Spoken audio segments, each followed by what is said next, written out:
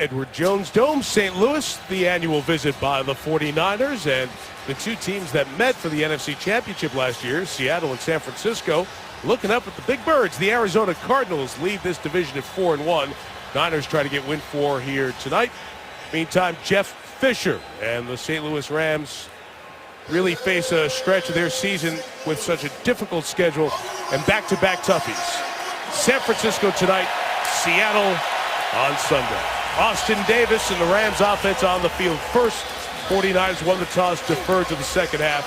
They'll let their defense take a shot at the undrafted young man out of Southern Miss, who's a true Cinderella story as a starter in this league.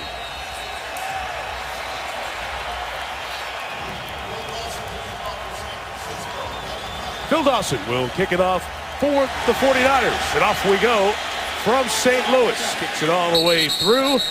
No return by Benny Cunningham, so here comes Austin Davis. The background of this young man from Southern Miss, he broke Brett Favre's records in Hattiesburg for all the big passing numbers as a 4-year starter. He was undrafted, made this team as the third quarterback, but then got released the next year, was in Miami for a week on their practice squad, then gone. This season, he has taken over after the ACL injury to Sam Bradford, and then Sean Hill was the backup, had a calf quad injury. Davis steps in, and he makes his 4th NFL start here tonight.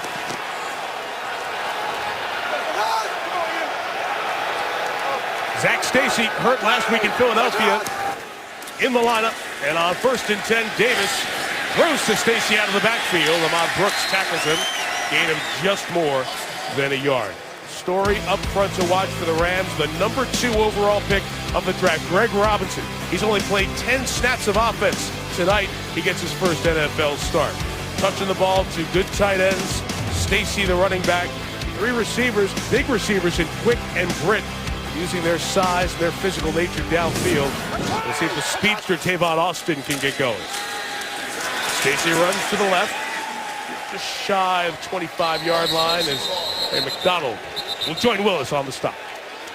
Back to Austin Davis. This is a quarterback that relies on anticipation, timing, and rhythm.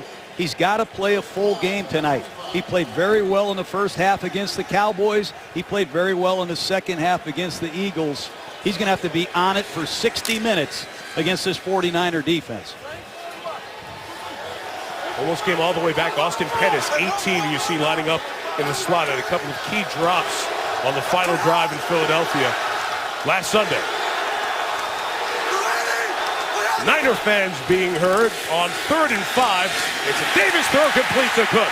And the first down for Jared Cook into 49er territory and out of bounds at the 37-yard line, a gain of 42. You're going to have good rhythm and good timing if you get protection. Take a look at rookie left guard Greg Robinson against Justin Smith. Good firm pocket, open receiver, and another accurate pass by Austin Davis. Put the ball a foot in front of the receiver's numbers. He's going to run after the catch. Mark Cook with a foot out of bounds at the 36, John, 39. His longest reception of the season.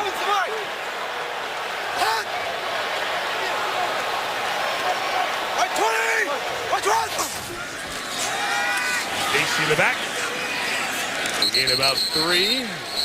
Going and grinding to the 32-yard line. The San Francisco defense still good despite missing a lot of familiar faces.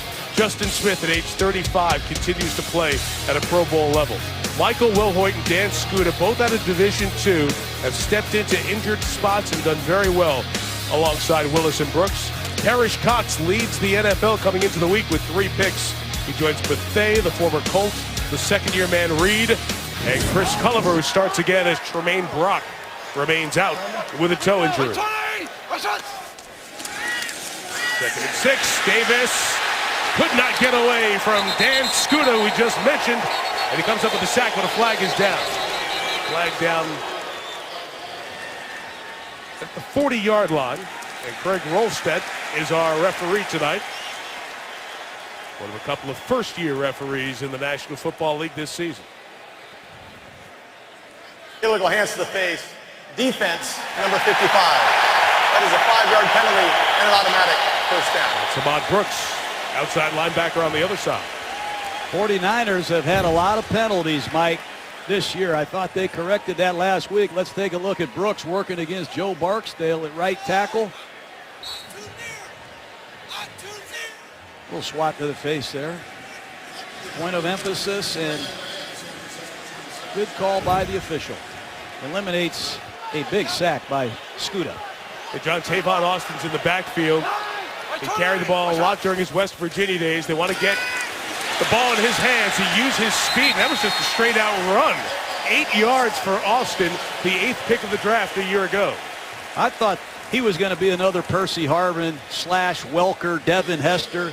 He just hasn't put it all together yet. The easiest way to get him going is put him at tailback and hand him the ball. That time you saw the burst through the hole.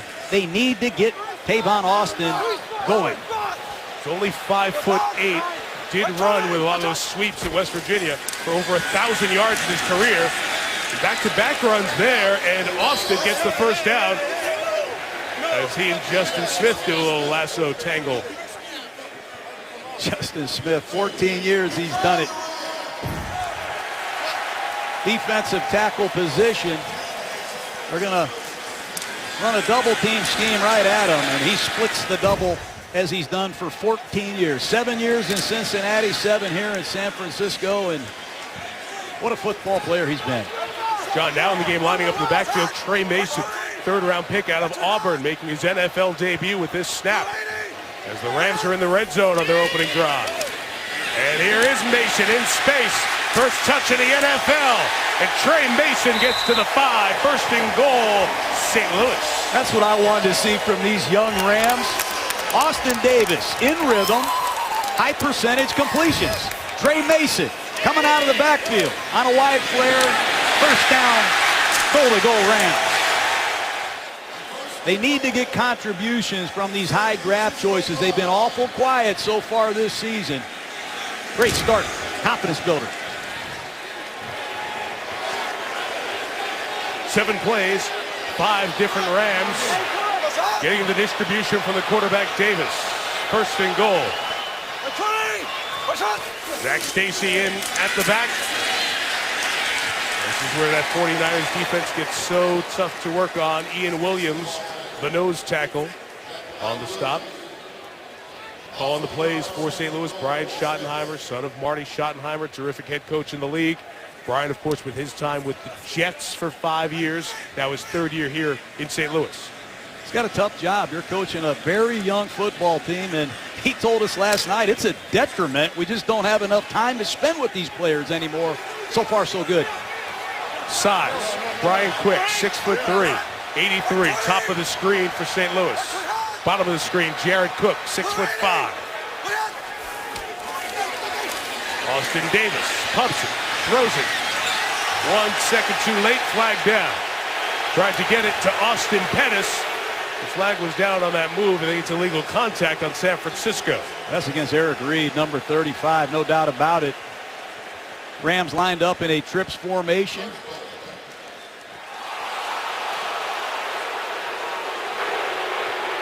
Illegal contact.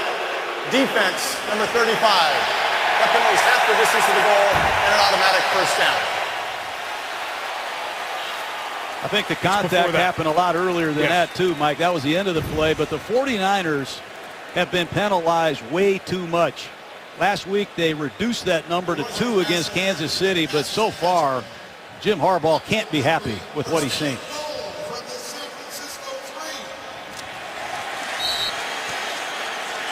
Ball moved to the 3. And again, they go with trips. 3 receivers to the right and Stacy, the running back. Here is Stacy looking for that space to the right. Wilhoit knifing in there, and there's nowhere to go. Michael Wilhoit filling in for Navarro Bowman.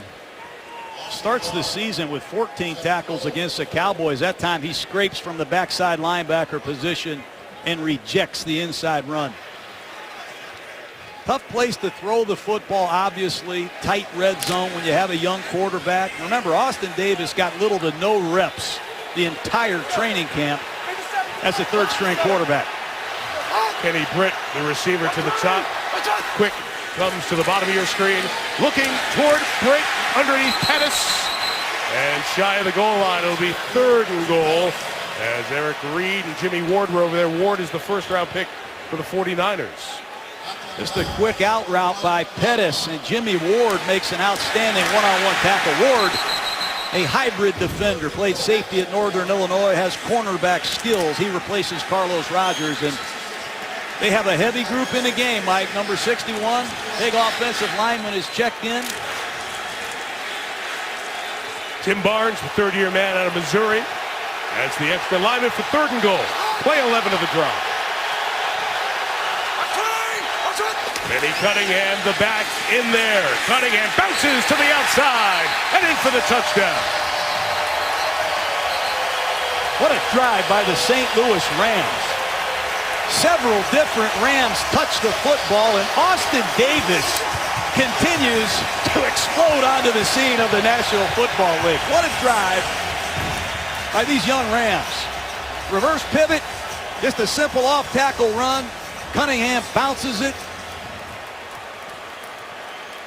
49ers got to address the penalties, no doubt.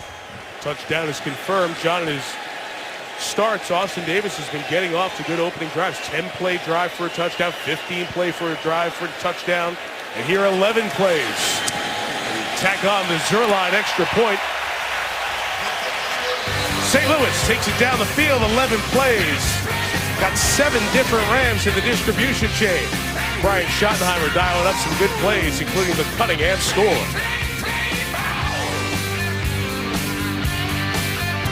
ESPN's Monday Night Football, brought to you by Toyota. Let's go places. ESPNFanshop.com, powered by Dick's Sporting Goods.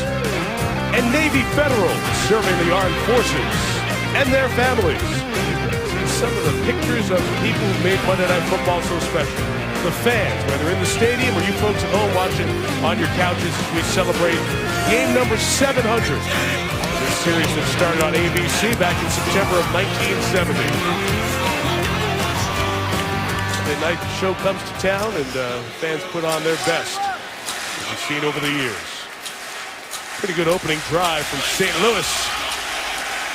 And a 7-0 lead, and Zuerlein, who has one of the biggest legs in the league, will kick it towards Bruce Ellington, who will take a knee 9 yards deep. Already down 7.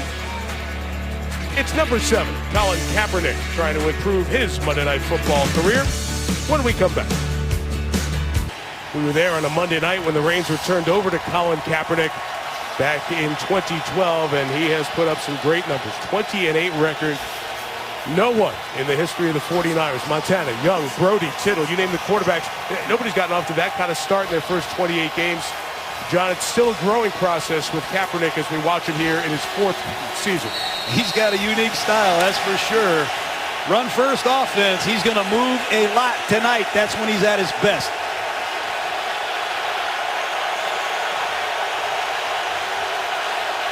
The always dependable Frank Gore is the back as this drive starts at 20. Kaepernick first toss is close to a pick by E.J. Gaines. It's incomplete. Ruled incomplete as Gaines, the rookie from Missouri, who had an interception against the Eagles last week, almost got his hands on one there. 6th-round draft choice. Playing left corner as a rookie against Vernon Davis on a slant route. He read the split. He read the quick game and got a good jump, almost intercepted it. They like Gaines as well as any rookie in this class.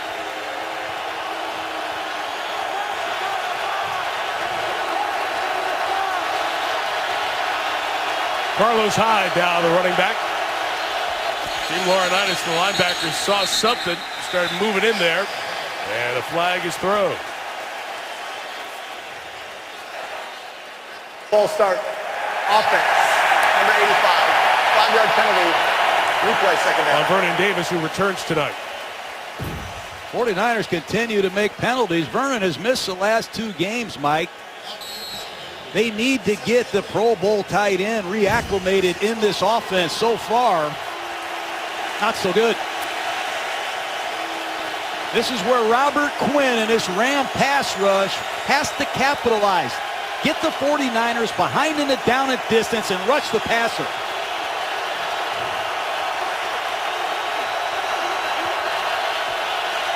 Four split out as the backfield is empty. And Kaepernick on the slant. It's complete to Stevie Johnson. Traded on draft weekend from Buffalo to San Francisco. Too shy of the first down. Well, that's bad coverage. No back set. You're going to see right side of your screen. Joan Dunbar has to stay inside. And look at Robert Quinn in one-on-one against Joe Staley. That's a big matchup. Good help from Iupati at left guard. Quinn had 19 sacks, as John mentioned in the open, but told us that Staley is one of the hardest matchups for him in the league. 3rd and 2, and Kaepernick will throw. Flag down as the pass is incomplete. Anquan Boldin trying to sit down and get the ball. It's a little bit behind him, but let's check the flag thrown in the backfield.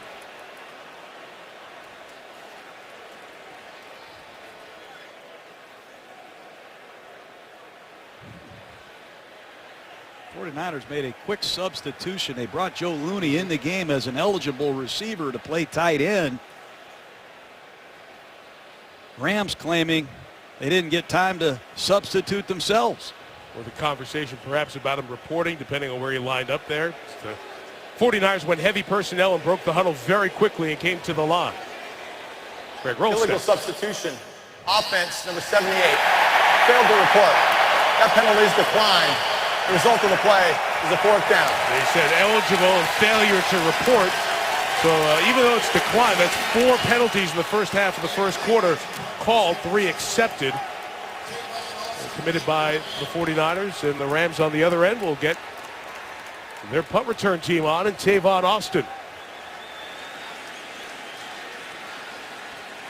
Andy Lee, who's been a very good kicker, 4th best career average in the history of the league. Career it's 46, this year it's 47. And Austin waits inside his 30.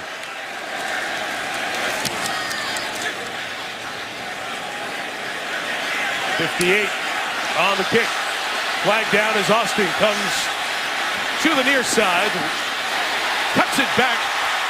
Again, flagging down as Austin picks up blockers working to his left at the 36-yard line. Whole lot of running before Eric Reed brings him down. 19 on the return if it stands. But it likely won't. That's flag on every play. But that's the excitement with Austin that you're talking about that the Rams have not seen enough of, but for like a 3-game stretch last year. And many of his big plays last year were called back because of penalty. That's right. Return team, number 21. That's a 10-yard penalty. St. Louis keeps the ball, 1st down. Janoris Jenkins called for the flag. Austin Davis back on the field after 11 plays and 80 yards on the opening drive. This relative unknown continuing to make a name for himself. Pick in the draft out of Auburn, Greg Robinson. In the first 4 games, he played 10 snaps. In the last drive, he played 11. What'd you see? Well, he's going up against Justin Smith, and he's going to have his hands full all night. But the 49ers don't do a lot on defense, and that's one of the reasons why Robinson is playing. Remember, he played left tackle at Auburn. He's making a transition inside the guard. Rams moved Roger Saffold over to right guard. Davin Joseph, the veteran, to the bench. First down run, Zach Stacy, gain of 5, maybe 6. Take a look at that first series, Mike. Against Justin Smith, he had a couple good one-on-one pass protections. Nice short set against Justin Smith. Good work. And he gets a little help from his center, Scott Wells. And then Justin Smith says, I'm going to split this double team and stuff Tavon Austin. It's going to be a great battle tonight. 2 big, powerful men. Officially was a gain of 6 for Stacy. Back at it for 2nd and 4. Pressure on Davis, who throws, and going up to make another catch is Cook. Davis hangs in there as he was getting pressure from Antoine Bethea. Ray McDonald, I should say. Bethea makes the play on the tackle of Cook. What a throw. I love a quarterback that'll stand in there under fire. Ray McDonald, number 91, plants Austin Davis, and he throws a dime on target to Cook. But take a look at the shot he takes, Mike. Hard to coach that. Seen him do that a couple of times, John, watching the tape back from the Philadelphia game last week, Dallas the week before.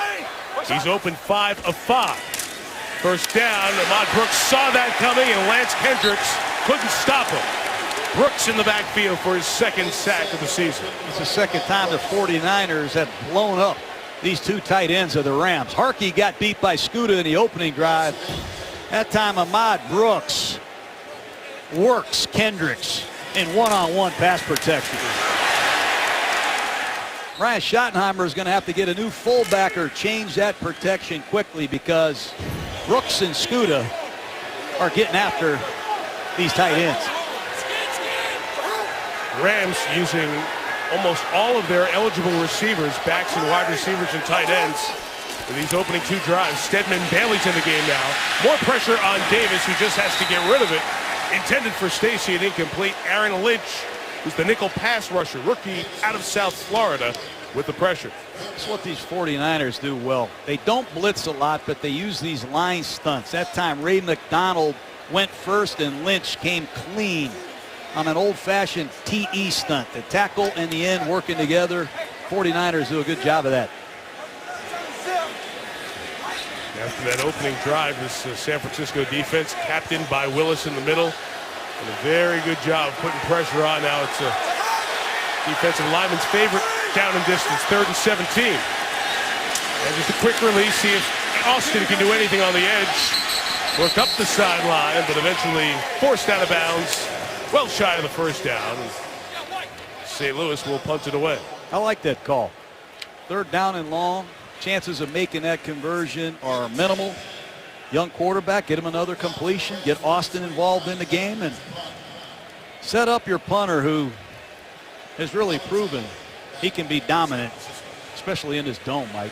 Johnny Hecker, all-pro punter last year, 2 of the best punters in action here tonight.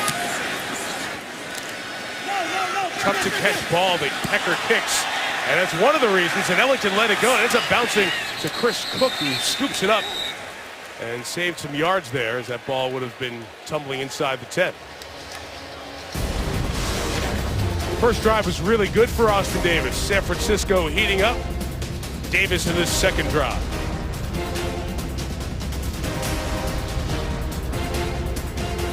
St. Louis this week, a week from tonight, we're in Pittsburgh to watch the Steelers, who are scuffling at 3-3 off the loss to Cleveland, against the 3-3 Houston Texans, and J.J. Watt generating MVP conversation for his great first 6 games. Get a chance to see Watt, Big Ben in the Bird. Texans Steelers next Monday night. Game also available live on Watch ESPN. Second drive for the 49ers, starting at their own 14. Kaepernick gives to Gore, and Frank gains 2 yards to the 16. Jonathan Martin is starting at right tackle again for San Francisco tonight. Anthony Davis out. He's only played 1 game. Joe Staley's the best of that bunch. Meantime, the backs and receivers, Crabtree and Bolden, those 2 receivers on the end there. Vernon Davis, as we mentioned before, is back. He's had ankle and back problems this year, but so much of it emanates off of what Frank Gore does in the running game, now spelled by the rookie Carlos Hyde. But there's Davis, 13 touchdowns twice in a season in his career. Kaepernick feels the pressure, escapes, and able to find Anquan Bolden with space. The veteran takes it to the 44 and a first down gain of 27. That's a beautiful job by Colin Kaepernick, standing in the pocket. T.J. McDonald coming off the left side of the screen. Gore peels across the formation and saves the day. And there's Anquan Bolden, who has killed the St. Louis Rams throughout his career. They blew a coverage. This is a young Rams secondary. Got to find out how good they are. He came in the league 4th in receiving yards. He's going to watch Vance McDonald take this one and lose the football. Picked up by James Laurinaitis. And Laurinaitis returns for the Rams to the 45-yard line. McDonald has it popped free, and it bounces into the hands of the linebacker Laurinaitis. That ball is clearly out. You have to credit the Ram defense for their effort. But the 49ers are going quick. You see McLeod with a nice shoulder tackle, and Laurinaitis with great second effort tracks the football and gives it back to St. Louis. Well, the Rams offense with Tavon Austin, Stedman Bailey, all these players who've been drafted high for St. Louis trying to work around the undrafted player in Austin Davis. What a neat story it has been. He was the 7th string quarterback at Southern Miss. Eventually coaching change. He got the starting job, started for 4 years, did great things. Then undrafted, came to the Rams, was a 3rd stringer, made the team, got cut, was coaching at a high school in the area, Westminster Christian Academy. Bradford got hurt, he came back. This year he went from 4 on the depth chart to 1 in 3 weeks. It's an amazingly quick ascension to these jobs that usually, John, are the yellow brick road. #1 draft picks, drafting franchise quarterbacks and developing them. This was a guy who was in the Rams shop when Bradford got injured, and a player who they once cut has come back for a second opportunity and trying to make the most of it. Leading 7-0, and Trey Mason on the move, ran into his own man, Brian Quick, or Mason out of Auburn may have taken that all the way. I love what Brian Schottenheimer, the offensive coordinator, is doing, Mike. This is an unbalanced line with Tavon Austin ripping across the formation as a diversion. They forgot about Trey Mason. Well-blocked play. They're getting contributions from all their rookies. Great play selection. Sorry, John, it's one thing they have. They have size in their receivers. They have speed with guys on the edge. There's a very diverse offensive package. If they can get the right mix going up front, they can cause some damage in the offensive end. Mason again moving to the left to the 28-yard line. Trey Mason finished 6th in the Heisman voting this past December at 1,816 yards. He was inactive for all 4 games, and like many players we see come out of spread offenses, the learning curve is pretty big, and Mason's getting up to speed and ready to roll here tonight. Well, Mason's got to learn that special teams are part of the job. He did not play special teams at Auburn. He broke all of Bo Jackson's records, but you have to be versatile, and he's just now starting to acquire it. No backs for the Rams, 2nd and 7. Austin comes back to get it, reverses his field, tries to pick up blocks, and accelerates to the 22-yard line. Stopped quickly by Eric Reed. They're going to run a toss sweep to the right to Tavon Austin. He's going to cut it back and pick up Kendricks, his tight end, as the lead blocker, number 88.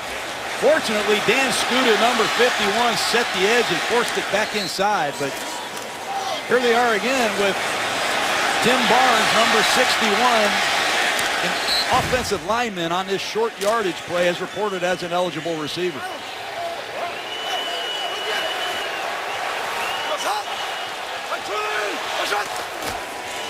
3rd and 1. Davis keeping. Kendricks is open. Kendricks touchdown. St. Louis. This looks like the greatest show on turf, Mike.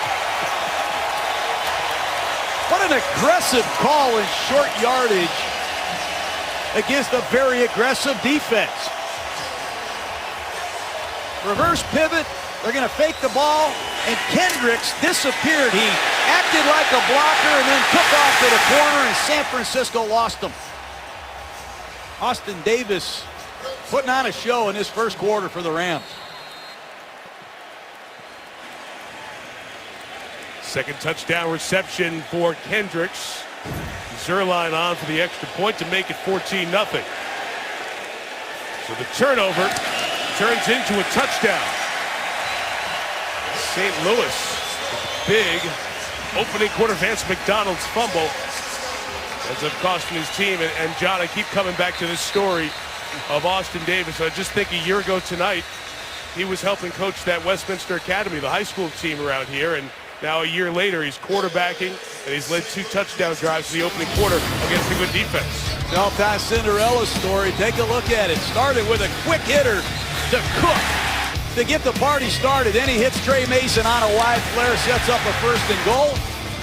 Then a beautiful play-action pass. He stood in there under fire, made an accurate throw, and then the touchdown pass off play-action to Kendricks. I said a while ago, this kid reminds me, I don't know, the young Drew Brees. He wears the same number, I understand that, but his mannerisms, his courage, his leadership, he has taken this team by storm. And we'll develop the story as the night goes on, but after he was cut by the Rams and went to Miami, he was on their practice squad, only there for a week. When he came back for this season, after being the backup at number 3 again last year, Brian Schottenheimer said he came back a different guy. And what Austin Davis said was, this is it. This is my last shot. So he kind of let it go and let it loose, was aggressive. He was the 4th-string quarterback going into the 3rd preseason game. And then by week 2, he was the starter for this Rams team. No return for Ellington on the kick by Zuerlein. And San Francisco will again take over at its own 20-yard line. 49ers defense has allowed 2 touchdowns in the opening quarter. Didn't happen all of last year. First time since 2012 that the defense has had that happen.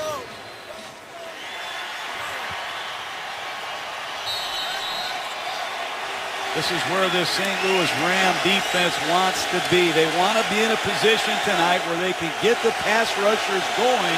Quinn is the man they need the most.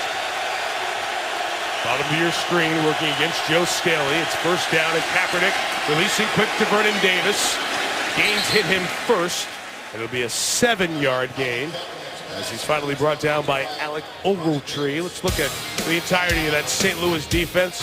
You mentioned Quinn up front.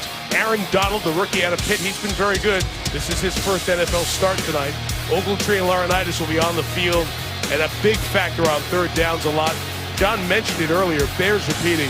No one in the secondary has more than 3 years of experience. Very young back there, including the rookie Gaines, who continues in his starting role.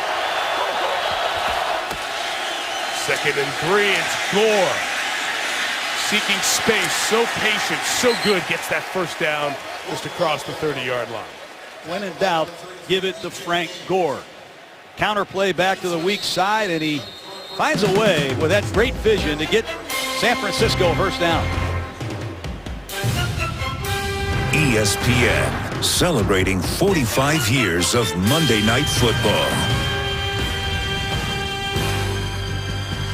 We're back in St. Louis. Our coverage from Spider Cam tonight is brought to you by DirecTV. Mike Tirico, John Gruden, Lisa Salters.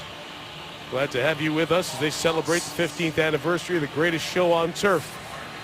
Hard to believe it's been that long. Dick Vermeil among the many members of that team. Kurt Warner working the national radio broadcast with Kevin Harlan, Isaac Bruce, Torrey Holt, Orlando Pace, the defensive stars of that team. DeMarco Farr, London Fletcher, Kevin Carter, many on hand here tonight. Kaepernick first down pass is complete. And Anquan Bolden takes it a yard shy of the first down to the 39. James Laurinaitis, over 100 tackles, 5 straight seasons. He's the quarterback of this Ram defense, and he sets a tone in terms of effort. Watch how far he goes on this fumble recovery.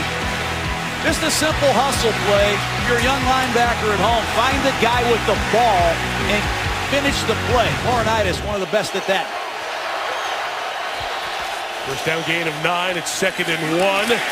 And the run for the first down, going to be very close to it. That is the player we talked about earlier, Aaron Donald, with his first impact tackle there. This is a powerful man.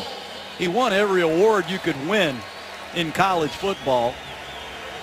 He uses his height as an advantage. He's considered short for a defensive tackle, but he plays with incredible leverage. And he's not your average rookie. He acts like a 5-year veteran, eats, sleeps, and drinks football. Just the second time in the season's first 5 games that the Rams faced 3rd or 4th and 1. And Kaepernick tries to sneak for it and keep it. And he uses his strength and power to move the pile to the 42, 43-yard line and a first down. San Francisco staying very committed to their running game. They've really heated it up, Mike, the last couple weeks. And Frank Gore, back-to-back 100-yard outings, has owned the St. Louis Rams throughout his career. I expect him to feed Frank Gore repeatedly and get back in this game.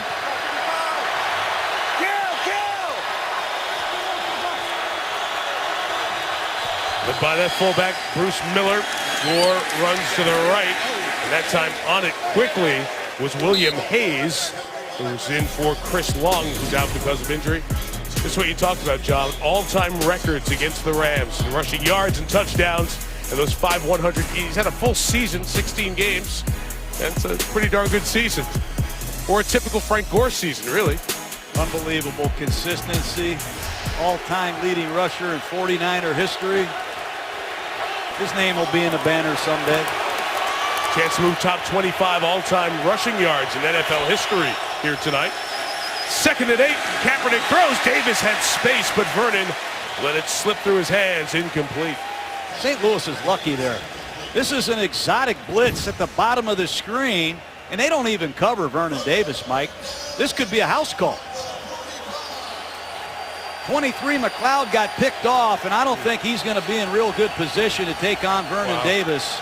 Clearly his inactivity shows. He had a false start earlier in the game. He just dropped the pass. They need to get him going quick. Inactive for a couple of games. Only been targeted 12 times this year. 3rd and 8.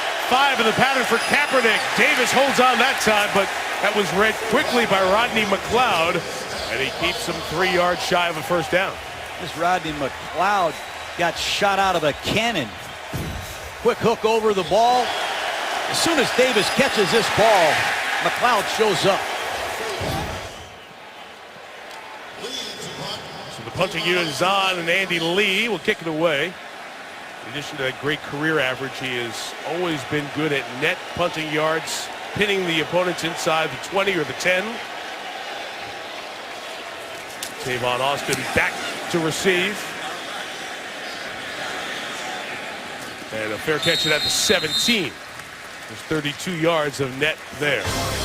Austin Davis back on the field. Pretty good first 3 drives, leading the Rams to a 14-0 lead over the 49ers. ESPN's Monday Night Football is brought to you by Coors Light. Coors Light presents this week's most refreshing fan, Thomas S. Taco Bell, sometimes you gotta live Moss. And NFL.com/mobile, stream live local Sunday and primetime games on your phone. Nice glasses there, John. If we only could have gotten the gold jackets from the Stars Monday Night Football days, that'd be pretty sweet, huh? You don't wear a pink tie with a yellow jacket. That's why we don't get the jackets. That's why you're Mr. Fashion to point those things out. We say it cool. in all sincerity, it's an honor and a privilege to join the names in this Monday Night booth over the years. First down, Davis. Long ball is incomplete as he was trying to get Stedman Bailey deep downfield, something Bailey and Davis have tried to hook up on a couple of times. You know what I like about this Brian Schottenheimer is he's using every one of his players. I watch college football on Saturday. I see these no-huddle offense. The same 11 players are in the huddle the whole game. And everybody else just watches. But the Rams are using every eligible receiver, extra offensive lineman. And to be honest with you, it's refreshing, Mike. I like seeing everybody play, and the attack is excellent.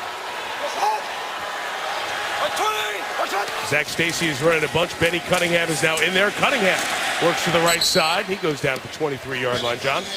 Look at these formations and personnel groupings. Here's 2 backs and 1 tight end. I called it 21 personnel. You keep watching. There's 2 tight ends. They stuck Tavon Austin in there as a tailback. Then there's 2 halfbacks. Zach Stacy on the left, Trey Mason on the right. Never seen that before here in St. Louis. Then they come back with 2 tight ends and 2 backs. And Harkey's another tight end playing fullback number 46. They've done an excellent job using their personnel, doing what they do best. And that's not easy to do. All that in the first 3 drives and 19 plays. It's now 3rd and 5 for the Rams. 49ers bring 5. Austin Davis has to scramble, has some space, throws complete, and that's a first down. Benny Cunningham with the reception. Davis was a baseball player in his high school days. That was kind of a quick turn and baseball flip. Well, the blitz is on, Mike. Pickup isn't bad. He flushes to his left, his non-throwing shoulder, stops, pops, first down Rams. He is not a bad athlete. He's got functional movement in the pocket. He can throw all these awkward deliveries just like he did as a baseball player, and that's a heck of a play by any quarterback. Think about the quarterbacks in this division. Obviously, the established guys, Russell Wilson, Colin Kaepernick, baseball in their backgrounds. We've seen those guys with the quick turn, the awkward delivery, flip it out. Goes down, pressure from behind. Davis has it knocked out. Ball is free and looks to be recovered by Scott Wells. It was Dan Skuta coming around the edge with the pressure that forced the fumble. Well, Jake Long got beat bad last week on a sack strip against Philadelphia that really hurt the Rams. This time it's Skuta edging Jake Long. Rams are lucky they didn't lose the football here. But if Jake Long doesn't pick it up, they'll have to move Robinson out to left tackle, Mike. Not good enough. Jake Long, the #1 overall pick with Miami in 2008, second year here with the Rams. The #2 overall pick of this year, Robinson, playing next to him with a tackle at Auburn as Cunningham carries to the 31-yard line. That's why it's interesting, John, to see Robinson making his debut at guard while they still have Long at one tackle spot and Joe Barksdale over at right tackle. It's been tough on Robinson, Mike. Played in that no-huddle offense at Auburn. It's the first time he's been in a huddle. He's hearing things for the first time, and not only has he got to learn his offense, he's got to learn what defenses do and how the communication system works. It's going to take some time. He had 2 years of eligibility left at Auburn. He's just a pup. This is 3rd and 8. Davis time, pocket collapses, tries to get away. Well, Dan Skuta, who in his NFL career, mostly a special teamer at a Grand Valley State, did not have any sacks before this drive, has picked up a couple, first 2 of his career here on this drive. That's a credit to these 49ers. You're missing Navarro Bowman. Kevin Wilhoit steps up. You're missing Alden Smith. Scuta's stepping up. And it's time for the 49ers to get their offense to step up. Been awful quiet so far. See if Bruce Ellington can do anything with the Johnny Hekker punt. Oh, it should have been blocked. And he did get a piece of it. He got a good enough piece of it that's going to be less than a 20-yard kick. Jimmy Ward, the first-round pick for the 49ers, got in there and got it, at least partially, and limits the punt to just 13 yards. Right through on Hekker. And just a finger on it from Ward. Great field position for San Francisco coming up. For the success, there has been turmoil, a lot of noise around San Francisco. Remember last year, Jim Harbaugh nearly traded to Cleveland for a couple of draft picks. The issues with Alden Smith and Ray McDonald, off the field issues for those players. Then the team opens 1-2, including the home loss with the brand new stadium in Santa Clara to the Bears. And then you hear the words, there's toxic situations in the locker room. There's concerns about the players. Do they want Jim Harbaugh as their coach? I think in talking to a lot of the players, they are firmly behind Jim Harbaugh as their coach. But, John, there's been a lot of noise for a team that does a lot of winning on the football field. Well, the more success you have, the bigger the bullseye gets. And there might be a little tension somewhere there. But when I talk to Justin Smith like you did, and Patrick Willis, Frank Gore, Bolden, they have full support of Coach Harbaugh, that's for sure. They get great field position after that pressure by Jimmy Ward, deflecting the punt from the St. Louis 43. It is Crabtree underneath to the 36-yard line. So much chatter. It's the 4th year of the 5-year deal that Harbaugh has. He wanted to get a contract extension, did not. And when you look at the winning, look at where they were from 2004 to 2010. A total of 39 wins in that 7-year stretch, and that's exactly as many Harbaugh has here at 3+. Well, he could lose 60 games in a row, Mike, and that's what they did 2004 to 2010, so that doesn't look too toxic to me. His team trying to dig out of a 2-touchdown hole here, trying to take advantage of the special teams mistake by the Rams. Kaepernick rolling, flipping, trying to get rid of it, incomplete with Janoris Jenkins over there in coverage. It's an old-fashioned West Coast play. Sprint right option. That's the Dwight Clark, the catch play. They're going to look for the quick out here, and they're going to work Bolden on the back line here, and St. Louis does an excellent job covering it. And 95, William Hayes forces a throwaway. Big 3rd and 3.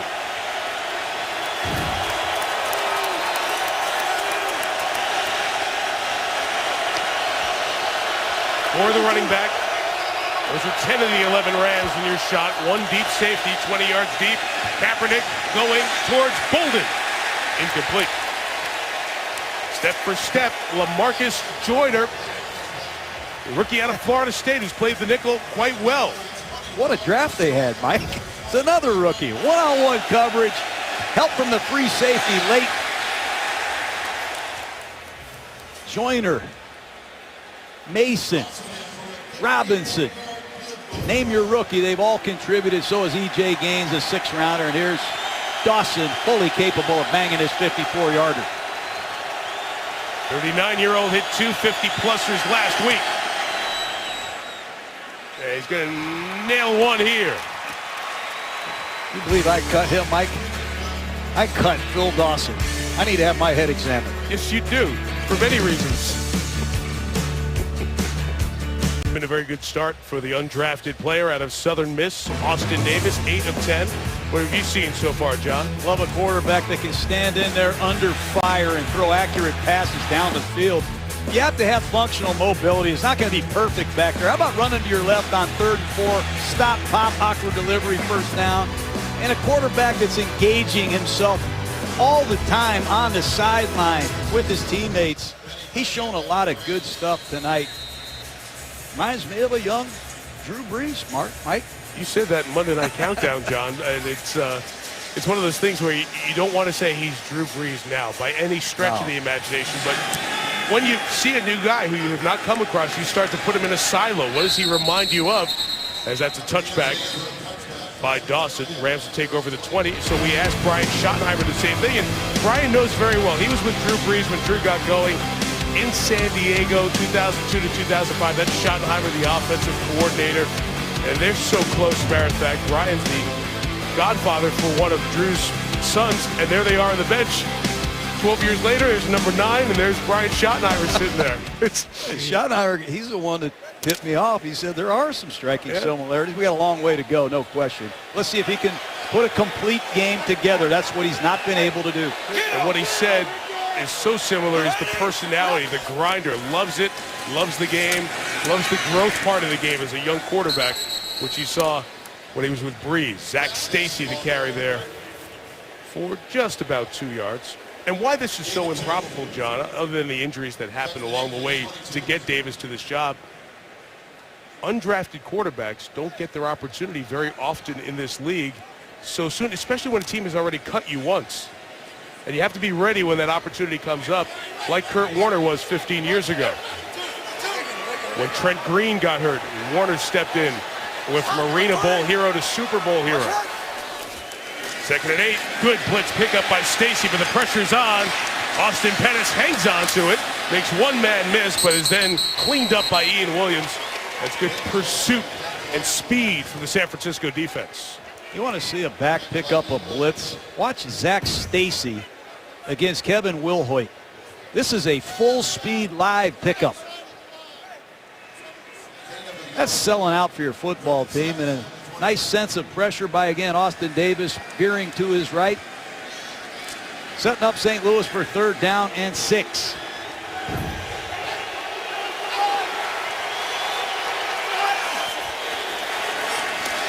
Count.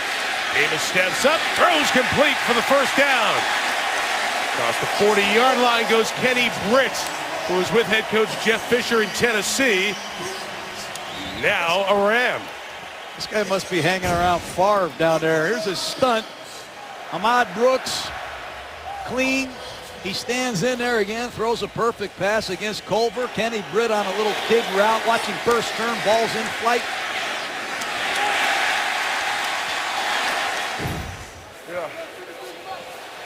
Cuddy performance. 152.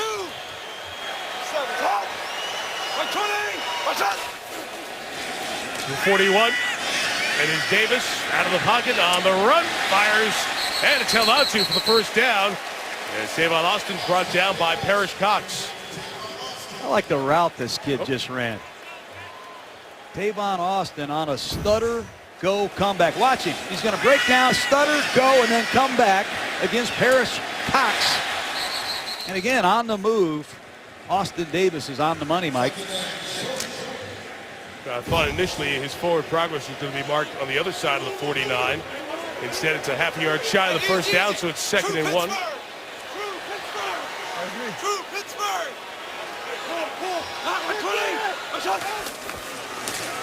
Second and 1 give to Stacy, and Zach out of Vanderbilt, will have the first down. 18 NFL games in his background.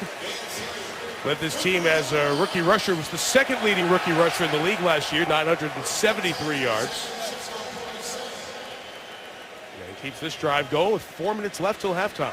Look out there in that Ram huddle, Mike. Ryan Schottenheimer, Jeff Fisher, they like big receivers. They acquired Kenny Britt in the offseason, the ex-Tennessee Titan. You see Quick at the bottom of the screen. Two big 6'3" receivers.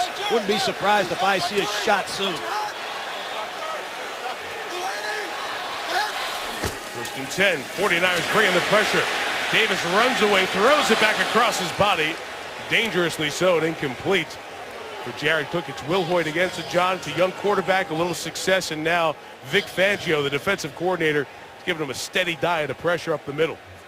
Vic Fangio is not just going to sit idly and quietly in the press box. He's done a phenomenal job with all the changes at key positions. This secondary is totally revamped. A new safety, Bethea, came over from Indianapolis. Parrish Cox, Jimmy Ward. A lot of unknowns that played extremely well for Vic Fangio. Second and 10, it's a draw to Stacy. So easy to see when you're far away, that running lane open to the outside. But Justin Smith barreling in there. Close that light real quick. There you see Navarro Bowman. He's not only a great linebacker, healing from that serious knee injury suffered against Seattle. He is a great teammate. He's coaching his fellow teammates. He takes a lot of pride in the performance of the team. Proud to know him. Will Hoyt's the man who steps into his spot. He comes to the bench as San Francisco goes with 5 defensive backs on 3rd and 9. 4-man rush. Willis couldn't get to him. Cook the catch. Missed tackle by Cox. First down, Cook inside the 30. Flag down as he's down at the 25-yard line. Great work by Jared Cook. Let's see if it holds up. This one's going to come back, I think. Might be a little pick on the Rams. Pass interference. Offense, number 89. That's a 10-yard penalty. Replay, 3rd down. We'll erase what would have been a 21-yard gain for Cook with his flag. Take a look at Jared Cook. He's going to be running a shallow cross on the right side of the screen against Parrish Cox, number 20. I didn't see anything. I don't agree with that call. Well, it certainly wasn't a pick, and they've been paying more attention to offensive pass interference when the arms get extended. Well, you got to pay more attention to the rules because that's a bad call, Mike. Approaching the 2-minute warning, 3rd and 19, and they will just run it and give it to Cunningham. It'll be near midfield as we will spin down to the 2-minute warning. That was the second penalty on the Rams in this half. Races a first down, would have kept their drive alive.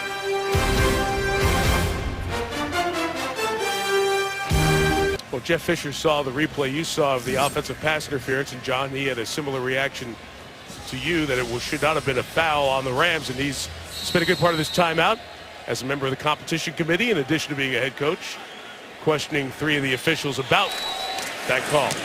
Hecker gets this one away, and back near the 5, Ellington fields it and gets brought down. Big hits on special teams, starting with the LaMarcus Joyner coverage. And San Francisco will have 3 timeouts and 95 yards to go with 1:50 left. Not a good decision to return that ball inside your 5. He paid for it. Next week, Jeff Fisher's going to coach his 300th regular season game. He's seen a lot, very frustrated by that call that happened on the last drive. Take you back to the setting. It's gained a first down, and that was called offensive pass interference on Jared Cook. Again, emphasis, but the arms weren't extended. When Cook saw it, he was in disbelief. And as I mentioned before the punt, Fisher the same thing, and he had a long conversation with not just one official, but the 3 officials who came over to talk to him before that 4th down play. Yeah, I agree with Jeff Fisher. I'd be upset too. You're trying to turn this franchise around.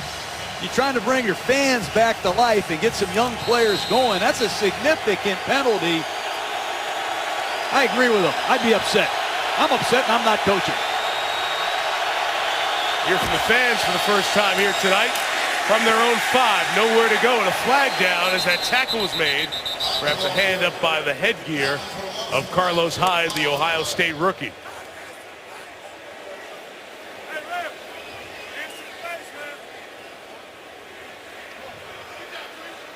Holding. Offense, number 77. That penalty is declined. The result of the play, second down. San Francisco offensive linemen were indicating that somebody got up to Hyde's face mask, but instead it's a loss of 1.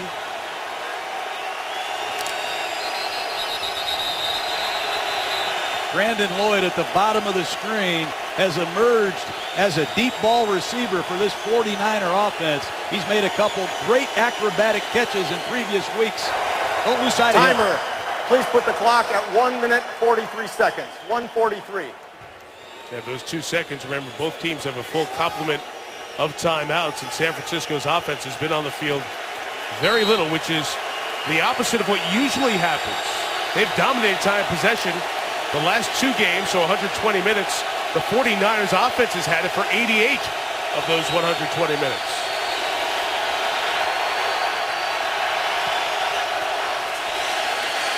Kaepernick from his own end zone throws complete, and Bolden going to get the first down across the 15 to the 16-yard line. In case you were wondering, in the last 5 minutes of the fourth quarter, last 2 minutes of the first half, a penalty stops the clock. So that's why the clock did not restart there.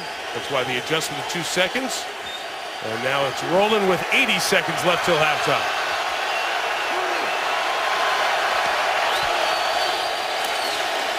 The 16 with 5 in the pattern. Kaepernick again to Bolden. T.J. McDonald, the son of Tim McDonald, who played for the Niners for 7 years on that tackle. And after that 8-yard gain, the clock is stopped as Bolden was slow to get up.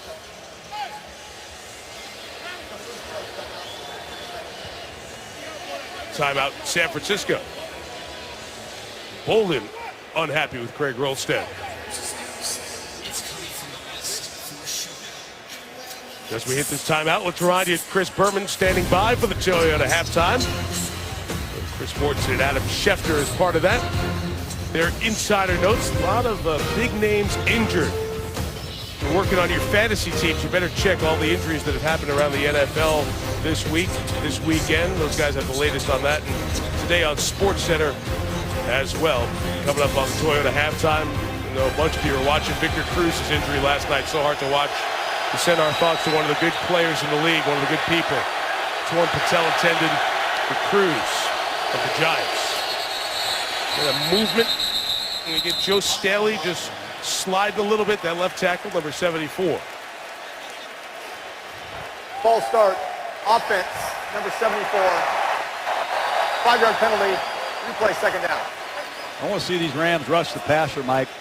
53 sacks last year. They have 1 right now. They're on schedule for 4 sacks. A lot of first-round draft choices. Quinn, Donald, Brockers. Got to get a rush. Wake up the pass rush. 2nd and 7. Quinn off the edge. It's a shovel pass, and Hyde cannot pull away from Donald. One rookie meets another. Good way to slow the rush down. Run a draw play, a little screen or shovel pass. That time Donald read it perfectly. Let's see if Harbaugh remains conservative or if he continues to throw the football. Greg Roman calls the plays down to Harbaugh, who speaks into the headset helmet of Kaepernick. Interesting here, neither team stopping the clock with a timeout before 3rd and 6. And we're inside of a half minute in the first half.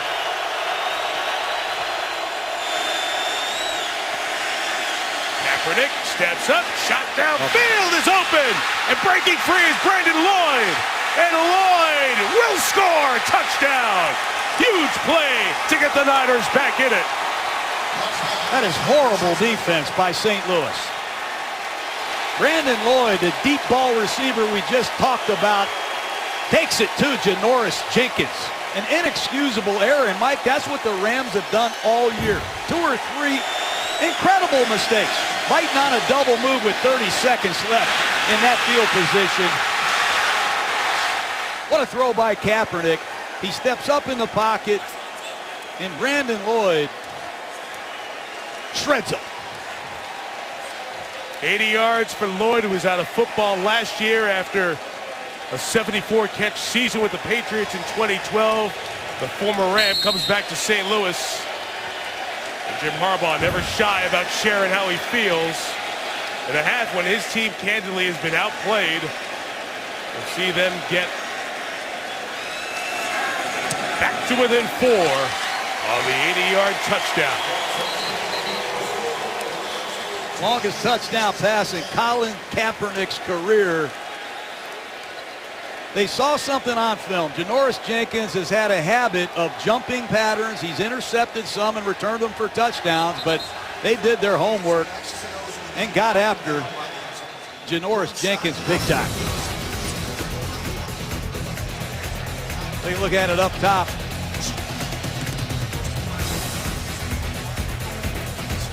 Right on the move, and that just shows you all you need is 2-3 yards. That's a step and separation, and Kaepernick laid it in there perfectly. You credit Lloyd for the double move, the offensive line for the pass protection.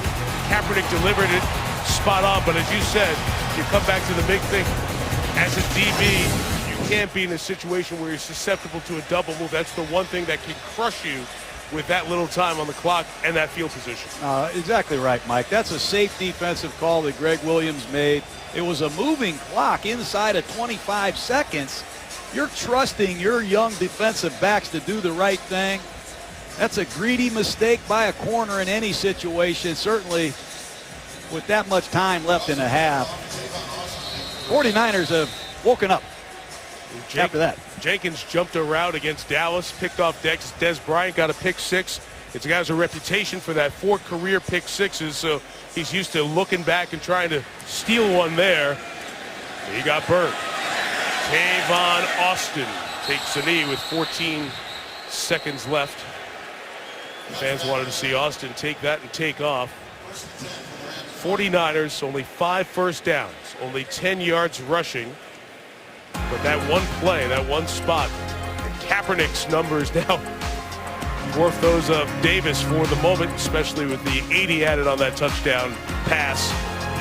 It's been an outstanding first half for Austin Davis as well, as they've seen the pressure ratcheted up by San Francisco, and that's one of those that is a double bonus, John, because you score and then you get the ball back to start the second half. So the 49ers take momentum in, and they'll be back out on the field with Kaepernick when the third quarter begins. Good game here in St. Louis at the break. Rams 14, 49ers 10. Here's Chris Berman and the Toyota halftime.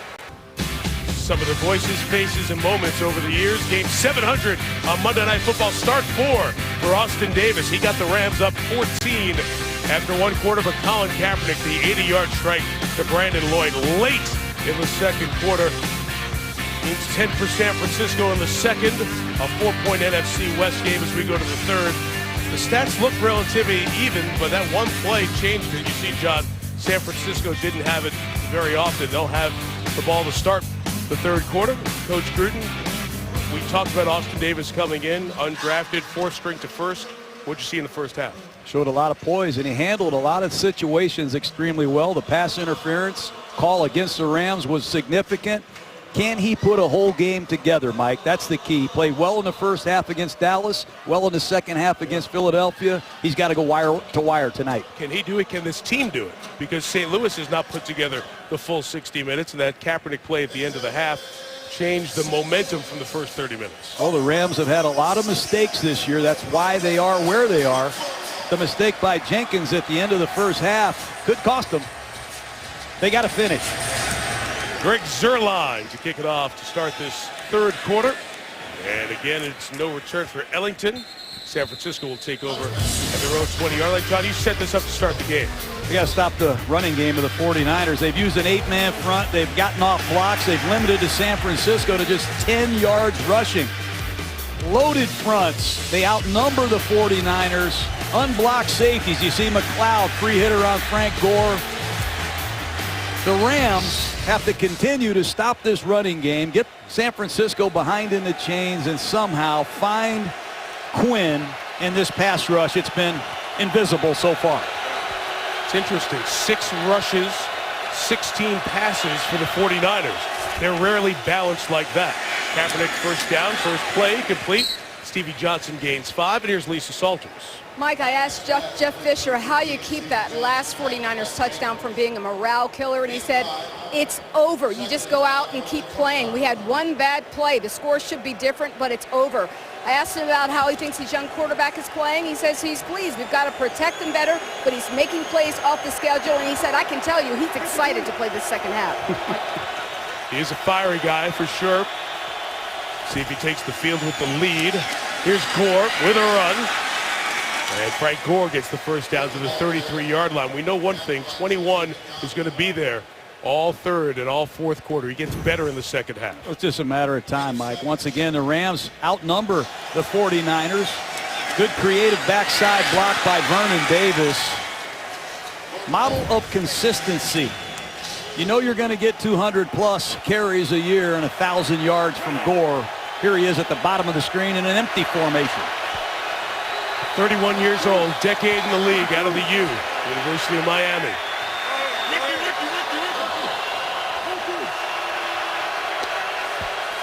First and 10 for Kaepernick, again with time and taking a shot towards Gore. And Frank Gore able to pull it in. Rams sideline was trying to say he's out of bounds, but Gore goes out there and makes a receiver-type play on Laurinaitis. That's an amazing back. You line him up against a linebacker. You know it's one-on-one coverage before the ball is snapped. And Frank Gore reminds Kaepernick, hey, I've caught over 300 passes in this league. Throw it to me. A flag was thrown because Jeff Fisher threw the challenge flag as the 49ers rushed to the line of scrimmage. I think Fisher got the challenge first. We'll find out here. As you saw, the knee and the hand come down almost simultaneously. Too close to detect watching it live. Let's see here. That's very close. St. Louis is challenging the ruling on the field of a completed pass. Couldn't see if there was any other body part that came down before the knee. The knee's down before the hand. It's inbounds and a catch. We'll look during the timeout.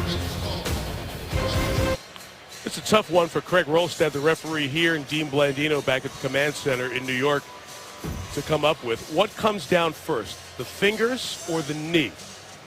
And that's what they've been looking at, rocking back and forth to see. I think the hand may come down out of bounds first and could be an incomplete pass. Watch right here. Fingers down just before the knee. It's so close. The knee equals the 2 feet. The 2 feet never get down. He does complete the process and hold on to the ball. The question is it hand first or knee? Care to weigh in? What's that word you use, simultaneous? The ruling on the field is reversed. The receiver only got 1 foot down before his left hand hit out of bounds. It will be San Francisco ball, second down and 10 at the 32-yard line.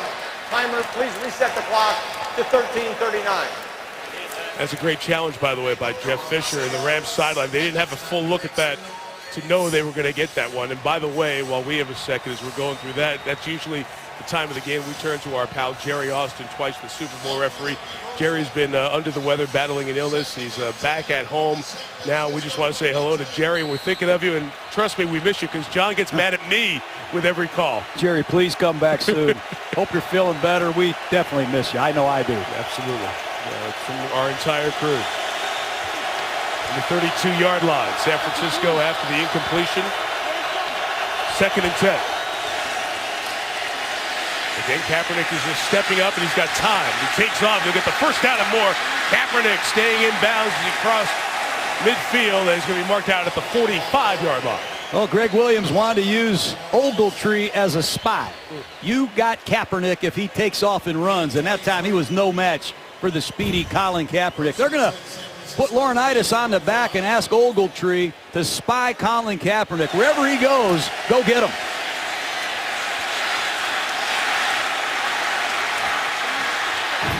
See if they come back to that.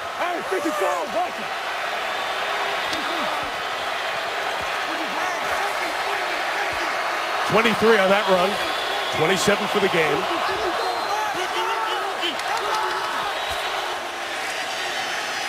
Kaepernick over the middle. Davis again, second time in the game that he hasn't been able to hang on, incomplete. They got to get more for Vernon Davis. He came in here with 9 catches. He held out. He wanted a new contract. He's been offsides, and now he's dropped his second pass. Ball's not thrown perfectly, but they need to get Vernon Davis back to his playing form in this pass offense. Last year he had 13 touchdowns. With the other contracts that have been done, including Jimmy Graham's, he's the 4th highest compensated tight end. That's why a little bit of the displeasure this summer over the contract. Gore cut it right, then back to the middle, lowers that shoulder and takes it to the 39-yard line. Just one last point on that reversal of that replay situation. If it was simultaneous with the hand and the knee, it also would have been an incomplete pass, just like a foot coming down at the same time, one in, one out. But the hand did come down slightly first. Thus 2 different ways it was correctly reversed to incomplete. Carlos Hyde, the running back, rookie out of Ohio State, on 3rd and 3. Hand signal Kaepernick. Adjust the play. With pressure coming. He throws. Incomplete. Tipped away by T.J. McDonald. Penalty marker down in the secondary. It's going to get the Rams for holding in the secondary, Mike. Prior to the pass, holding, defense, number 25. That is a 5-yard penalty, an automatic first down. It's the man who was covering McDonald. That's T.J. McDonald in one-on-one coverage.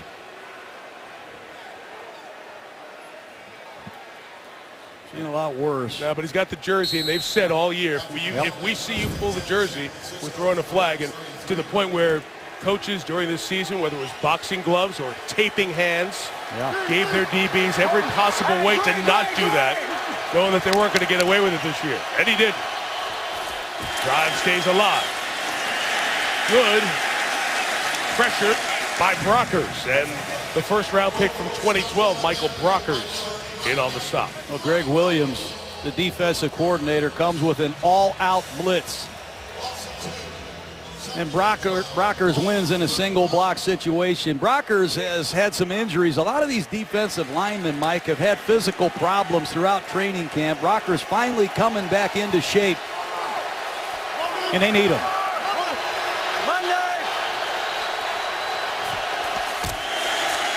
Second and 12. There's pressure on as Kaepernick unloads. Crabtree was covered by Gaines. Incomplete. John, you mentioned Greg Williams suspended in 2012 for his role in Bountygate from when he was the coordinator for the New Orleans Saints. He replaces Tim Walton. Here's the defensive coordinator. Spent last year as the senior assistant for defense in Tennessee.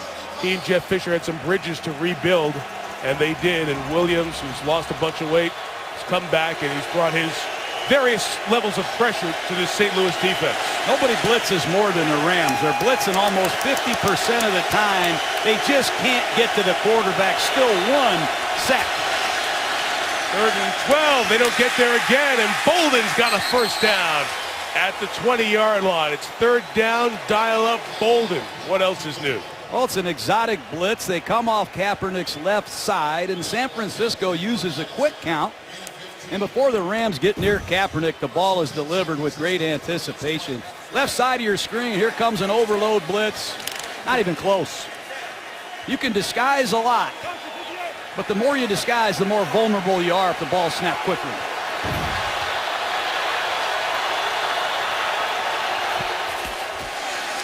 From the 20, Kaepernick this time feels some pressure and throws high for Crabtree and incomplete. It was Kendall Langford who's out of the starting lineup as Aaron Donald has come in to play defensive tackle.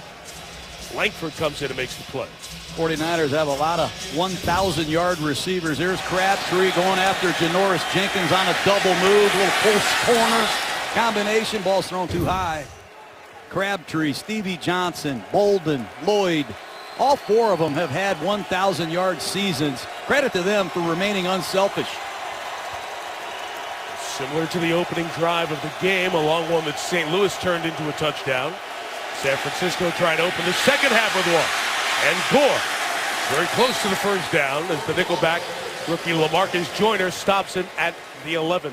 Second time I've seen this back block by the 49ers. It's a creative way to block the backside, and they're doing an excellent job setting the edge for Frank Gore in this running game. How'd you like to be a defensive end and have somebody back block you, Mike? Look at Frank Gore. Well, thank you. It's a matter of time before Gore hurts you. Extra offensive lineman in, Joe Looney. 3rd and 1. And they'll play pass and throw. And Kaepernick, first option not there, but he's so good in these situations. Keeps it alive and finds Bolden for the go-ahead touchdown. But a flag is down.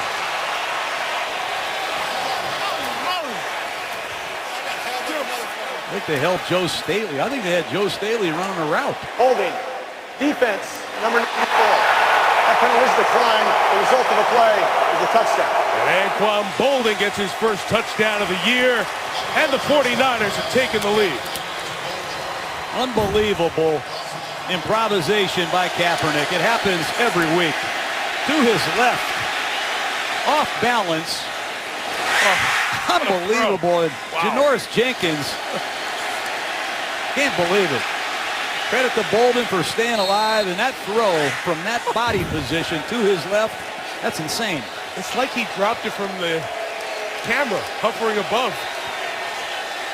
Perfect to Bolden. Extra point, Phil Dawson.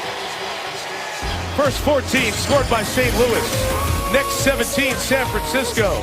Anquan Bolden fantasy owners are happy. First touchdown he's caught this year. And the Niners lead by 3. The 49ers take the lead. Colin Kaepernick kept that play alive outside the pocket since 2012. Nobody's thrown more touchdowns and has a higher passer rating, which incorporates all the stats for the quarterbacks: interception ratio, touchdowns, yards per attempt. Watch him here. The Rams rare time with some pressure to flush him. It's off the left foot, that little flick, that strength, and another strong man, Bolden on the back end. San Francisco's taking the lead after being outplayed for the first 27 minutes of this one. So Austin Davis will take over from his own 20-yard line. Led a couple of touchdown drives in the first quarter. Again, the story of this young man is one of those that we rarely see in the NFL. The third preseason game, the dress rehearsal game. That's the game that Sam Bradford got hurt. Going to that game, he was the number 4 quarterback on this team. He ended up outplaying Garrett Gilbert, who was the rookie they brought in. So he moved up to 3. Bradford's hurt, slides up to number 2. And then in the opener against Minnesota, a terrible loss for St. Louis, Sean Hill gets hurt. All of a sudden, Austin Davis, undrafted, starting quarterback for the Rams. As Trey Mason goes left for 4 to the 24. Here's what he did in the first half.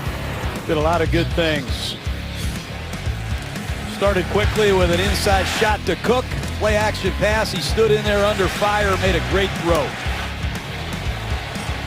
And then you see him throw the ball under fire again with good anticipation. A bootleg to his right. He's on the money to Tavon Austin, and then the touchdown pass, another bootleg. 49ers lost Kendricks. He's done a lot of good things, and let's see what adjustments Brian Schottenheimer has made at halftime. One change for the 49ers, John. No Patrick Willis right now. He's in the locker room. They're looking at his toe. Chris Borland, the rookie, is in there as Davis will go down. Brought down by Ahmad Brooks, the second sack of the night for the 9th-year man out of Virginia. That's what you do. You have a backup right guard in the game. I don't know what happened to Roger Saffold, but Davin Joseph has checked in at right guard, and the 49ers blitz the right side immediately. And the backs again struggle picking up these outside linebackers. That's the 3rd time tonight a tight end has failed in pass protection against these big 49er outside linebackers. See Saffold over here on the sideline. They're looking at his shoe. In the interim, Joseph came in, gave up that one. It's 3rd and 11. And Davis throwing, almost intercepted. Parrish Cox cutting underneath of the pass intended for Jared Cook. What a story Parrish Cox has been. He leads the NFL in PBUs. That's passes broken up, Mike. He has 3 interceptions. Cox was out of football for a year. He played for defensive backfield coach Ed Donatel. in Denver. He's been reunited here, and he's found a new home. He has been a ball magnet, intercepting passes and recovering fumbles. Hecker with the kick. That is not a great kick in terms of hang time. Very returnable. 43-yarder picked up by Ellington. A good initial hit by LaMarcus Joyner. Keeps the return short. 49ers momentum. Good field position. Just shy of midfield. From St. Louis, ESPN's Monday Night Football brought to you by GMC. We are professional grade and Chili's, where fresh is happening now. That was last night. Great honor. They got all the champions back from 15 years ago. Head coach Dick Vermeil, assistant coaches London Fletcher there, Isaac Bruce, Kurt Warner, et al. The champions 15 years ago. That improbable run. Of course, beating Jeff Fisher's Tennessee Titans. And Jeff now coaching the Rams, looking for that odd situation, but great job by the organization. Carlos Hyde slipped and fell as he tried to reverse field and is brought down behind the line of scrimmage. Looks like something was up there, and they lose 4. They're going to fake a toss sweep to the left and come back to the right with Colin Kaepernick as the lead blocker. They're going to present the illusion they're running the ball over here. And watch Kaepernick, after the pitch, become the lead blocker. Carlos Hyde starts to his left. He runs back to the right. I'm telling you, Mike, they're trying to set this up for Kaepernick to be the lead blocker. He's going to get ripped for that tomorrow. Hyde loses 4.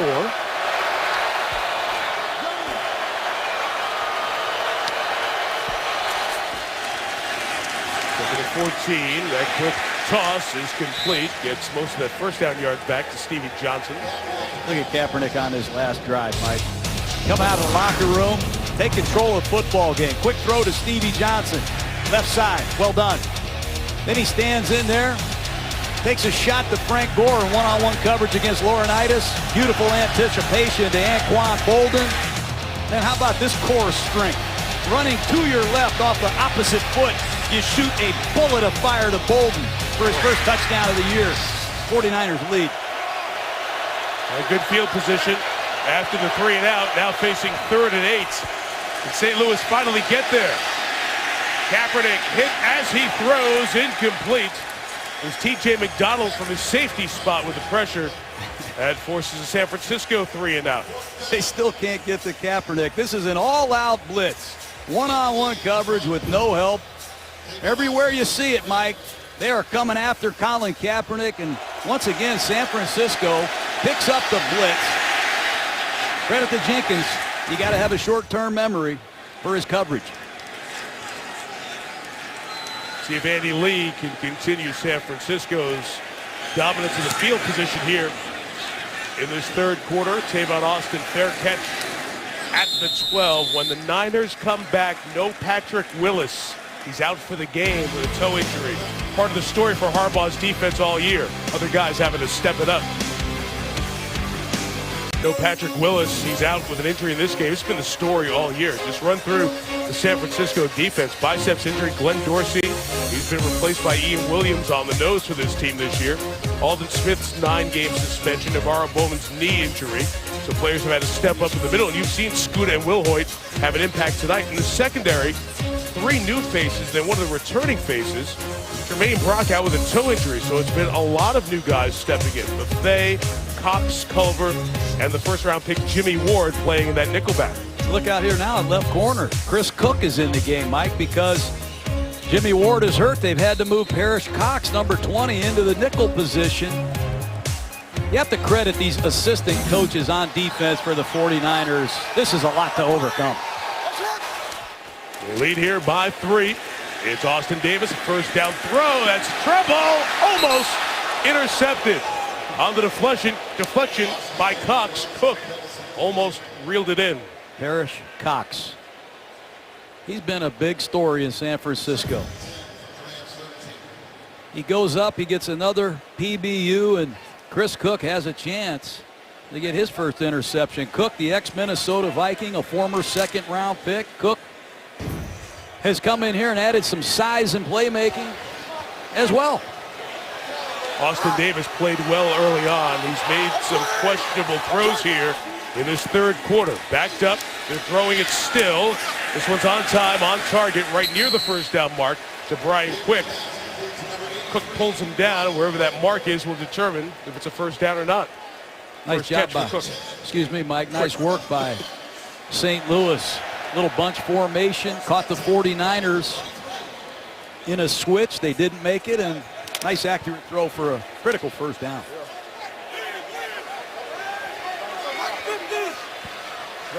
Tavon Austin, who had a couple of carries in the backfield, comes around for the fake this time, and Cunningham gets 2 yards. That's a part of so many teams' offense now, that fake with that speedy receiver coming around from behind.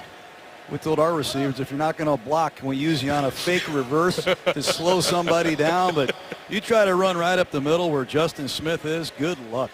Justin Smith. Hard to run the ball in there. 35 years old. A great visit with him yesterday. He's back in the state where he was born, Holtz Summit, Missouri. It's a ranch an hour and a half from here. For Missouri Tigers, 2nd and 8. Pressure picked up.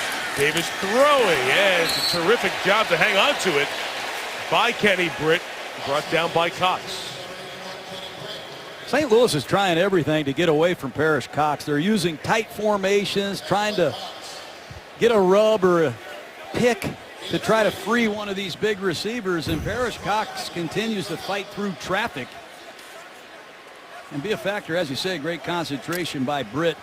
3rd down and 5. San Francisco's been heating up. Austin Davis expect another blitz from the Niners. That pressure's been taking away the deep ball, which has been a big part of Davis's success. Stepping up here on the run, throwing sideline, incomplete. It's Chris Cook that time on the coverage. And the Rams will have to kick it away again after getting just 1 first down.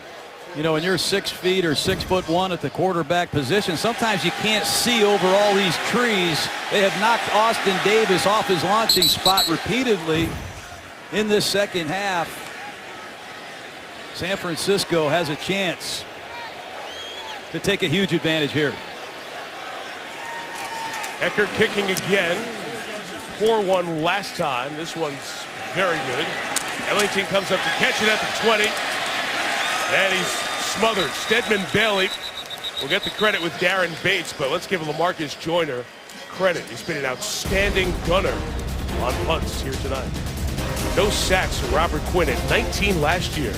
Can they heat him up and get him to Kaepernick? Quinn, along with Chris Long, became the face of all the sacks the Rams had. 3rd in the league last year after the most in the league in 2012. But 1 this year. John, 1? Seems impossible that a team could have 1 sack in almost 19 quarters of football. Amazing, and they've had some one-on-one opportunities tonight. They just haven't won. The 22-yard line, Kaepernick takes over. Quickly gets rid of it to Stevie Johnson. Broke the tackle, and Johnson turns a 3-yard gain into 9. Best you can do as a coach is get your best pass rusher a one-on-one, and Joe Staley's taking it to Robert Quinn. Great hand usage by the veteran left tackle, and he has won repeatedly tonight in these one-on-one situations. Robert Quinn, as you said, not only had 19 sacks, he had some strips, fumbles caused, he even scored a touchdown himself. If St. Louis wants to save this season, Robert Quinn is going to have to be one to do it. Forced 7 fumbles last year.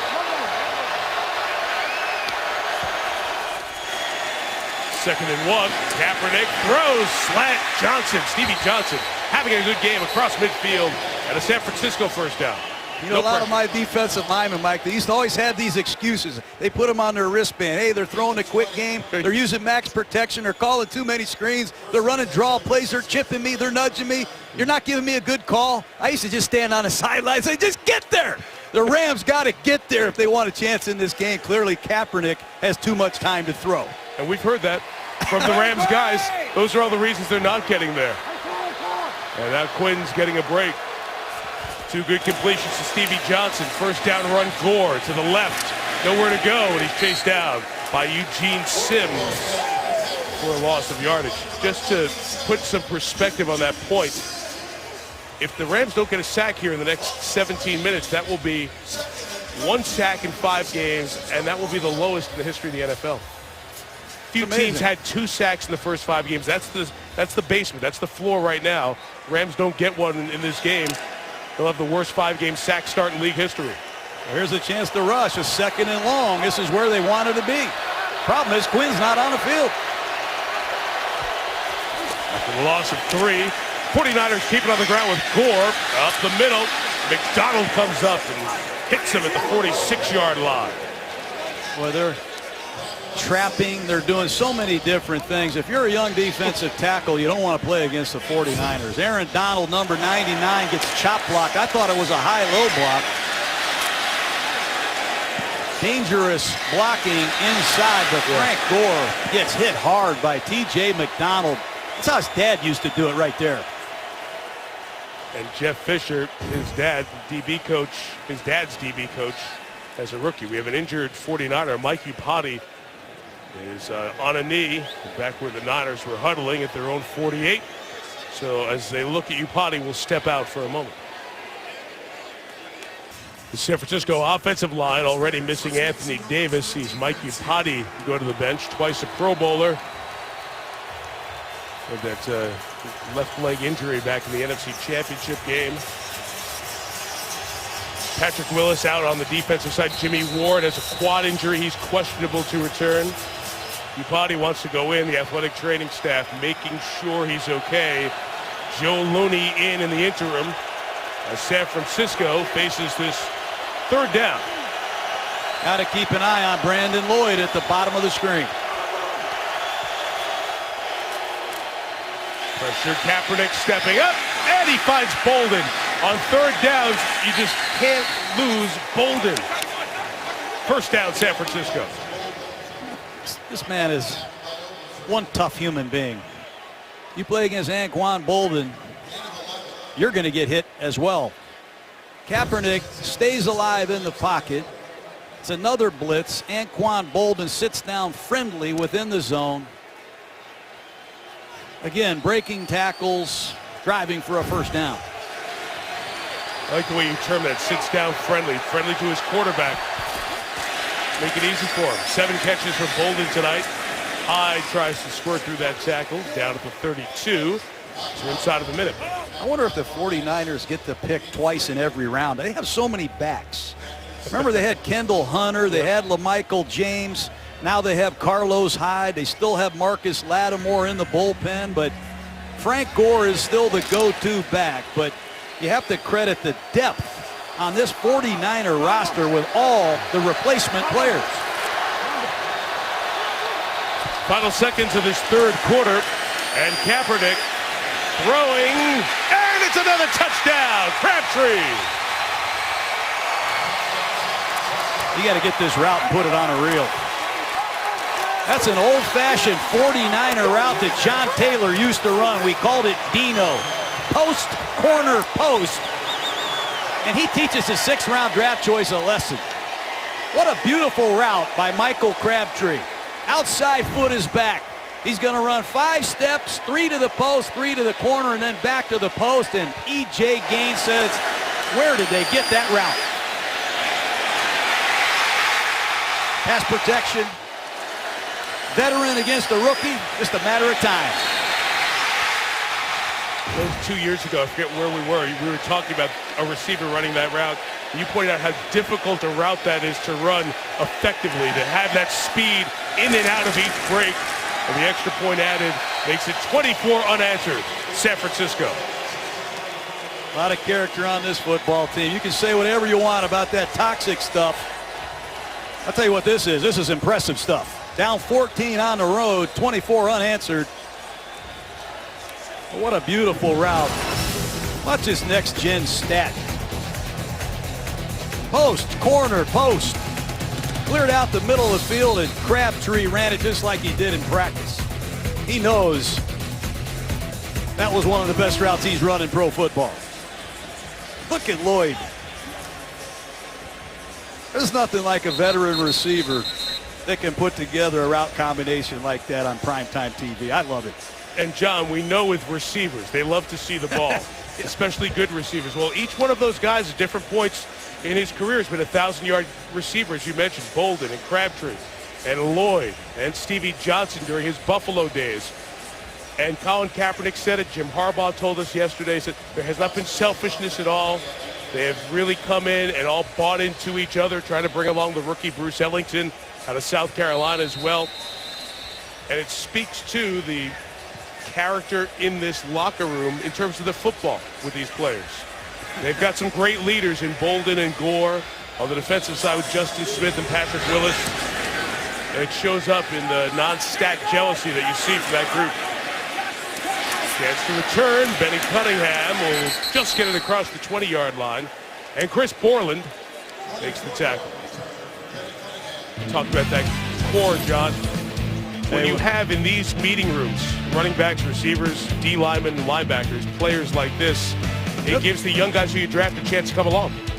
There's going to be nothing toxic in your locker room if you have Frank Gore, Anquan Bolden, Justin Smith, and Willis. I can assure you that. They handle a lot of problems before they become a problem. San Francisco is blessed to have marquee veteran leadership and players like those four guys. Final play of this third quarter. Trey Mason with the carry. And Mason is stopped just shy of the 30-yard line after 3. 2 touchdowns in the quarter, giving the Niners a 10-point lead.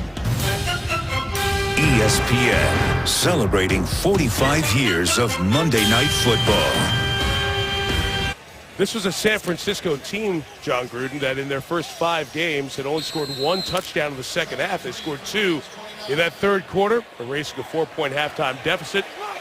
San Francisco 24, St. Louis 14 as we begin the fourth quarter. Mike Tirico, John Gruden, Lisa Salters with you here at the Edward Jones Dome.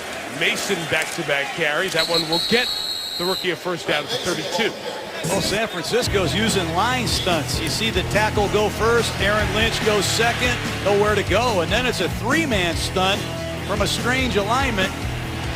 Davis can't set his feet, and they've repeatedly used these line stunts to obstruct Davis's vision, and they've had great success. Don't be surprised if you see another one right here, Mike. Davis is 2 for 5 with 13 yards and a sack in his second half. Rams team only 1 first down in that third quarter. Picks up 1 to start the fourth. Davis in trouble. Can't get away, and he's brought down by the blitzing safety, Antoine Bethea, with the sack. Well, Crabtree just took it to a rookie for the 49er offense. This time Antoine Bethea takes it to another rookie. One-on-one pass protection, number 41 Bethea against Trey Mason. I tell you, that's why they call veterans veterans and rookies rookies. San Francisco's veteran football players are stepping up on the road here in St. Louis.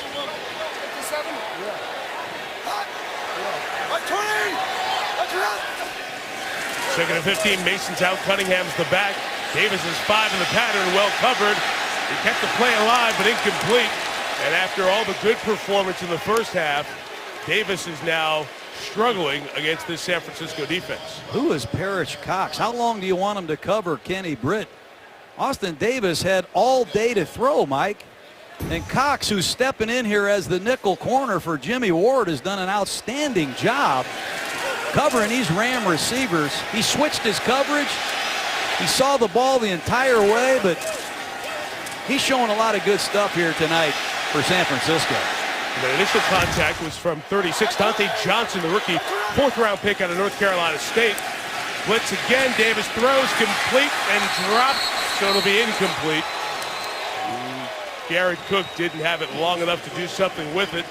After 1 first down, the Rams will again punt. And they've struggled here in this second half, and that's the story of the last 3 games for St. Louis. They can't put together 2 good halves of football. Well, Vic Fangio, the defensive coordinator for San Francisco, also needs a lot of credit. He has blitzed and mixed in stunts and really confused the Rams and changed this game. You keep giving the ball to Kaepernick enough, he's going to hurt you.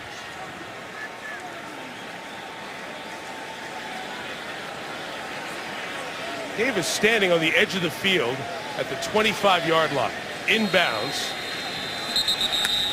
And now a whistle comes. The 49ers. Delay a game. Offense. 5-yard penalty. Did you hear Still Cook? fourth down. Yeah, Cook standing right there. Chris It's a Cook. nice try. Yeah, Davis standing right there and standing inbounds. Rams trying to perhaps pull a similar thing to what Cleveland did with Johnny Manziel. Remember, that Manziel play that he tried was illegal because he was hiding out in the bench area. That was outside of the bench area, outside of the 32-yard lines on each side. So Davis would have been legally in the game there, and they could have run a fake to him. It doesn't work out. It's a long kick by Hecker, and the Rams will down it just outside the 20. It'll be marked at the 21. St. Louis looking for anything to get something going. Niners taking control. ESPN's Monday Night Football is brought to you by Autotrader.com. Land a great deal on your perfect car at Autotrader.com. NFLShop.com. Find the largest selection of NFL products and the official store of the NFL. And XBet, Days of Future Past. Get it on digital HD at all digital retailers today. Joe Montana, the 49ers, so much a part of the history of Monday Night Football. Most wins in the history of this series with 45 as we bring you the 700th game in Monday Night history here tonight from St. Louis. The Niners taking over with Gore from their own 22. As good a back as you can have to protect a 10-point lead 2 minutes into the fourth.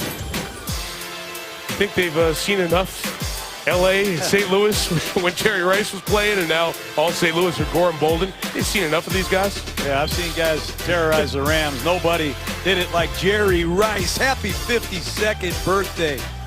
If you're watching, Jerry, I know you are. The Rams don't miss you.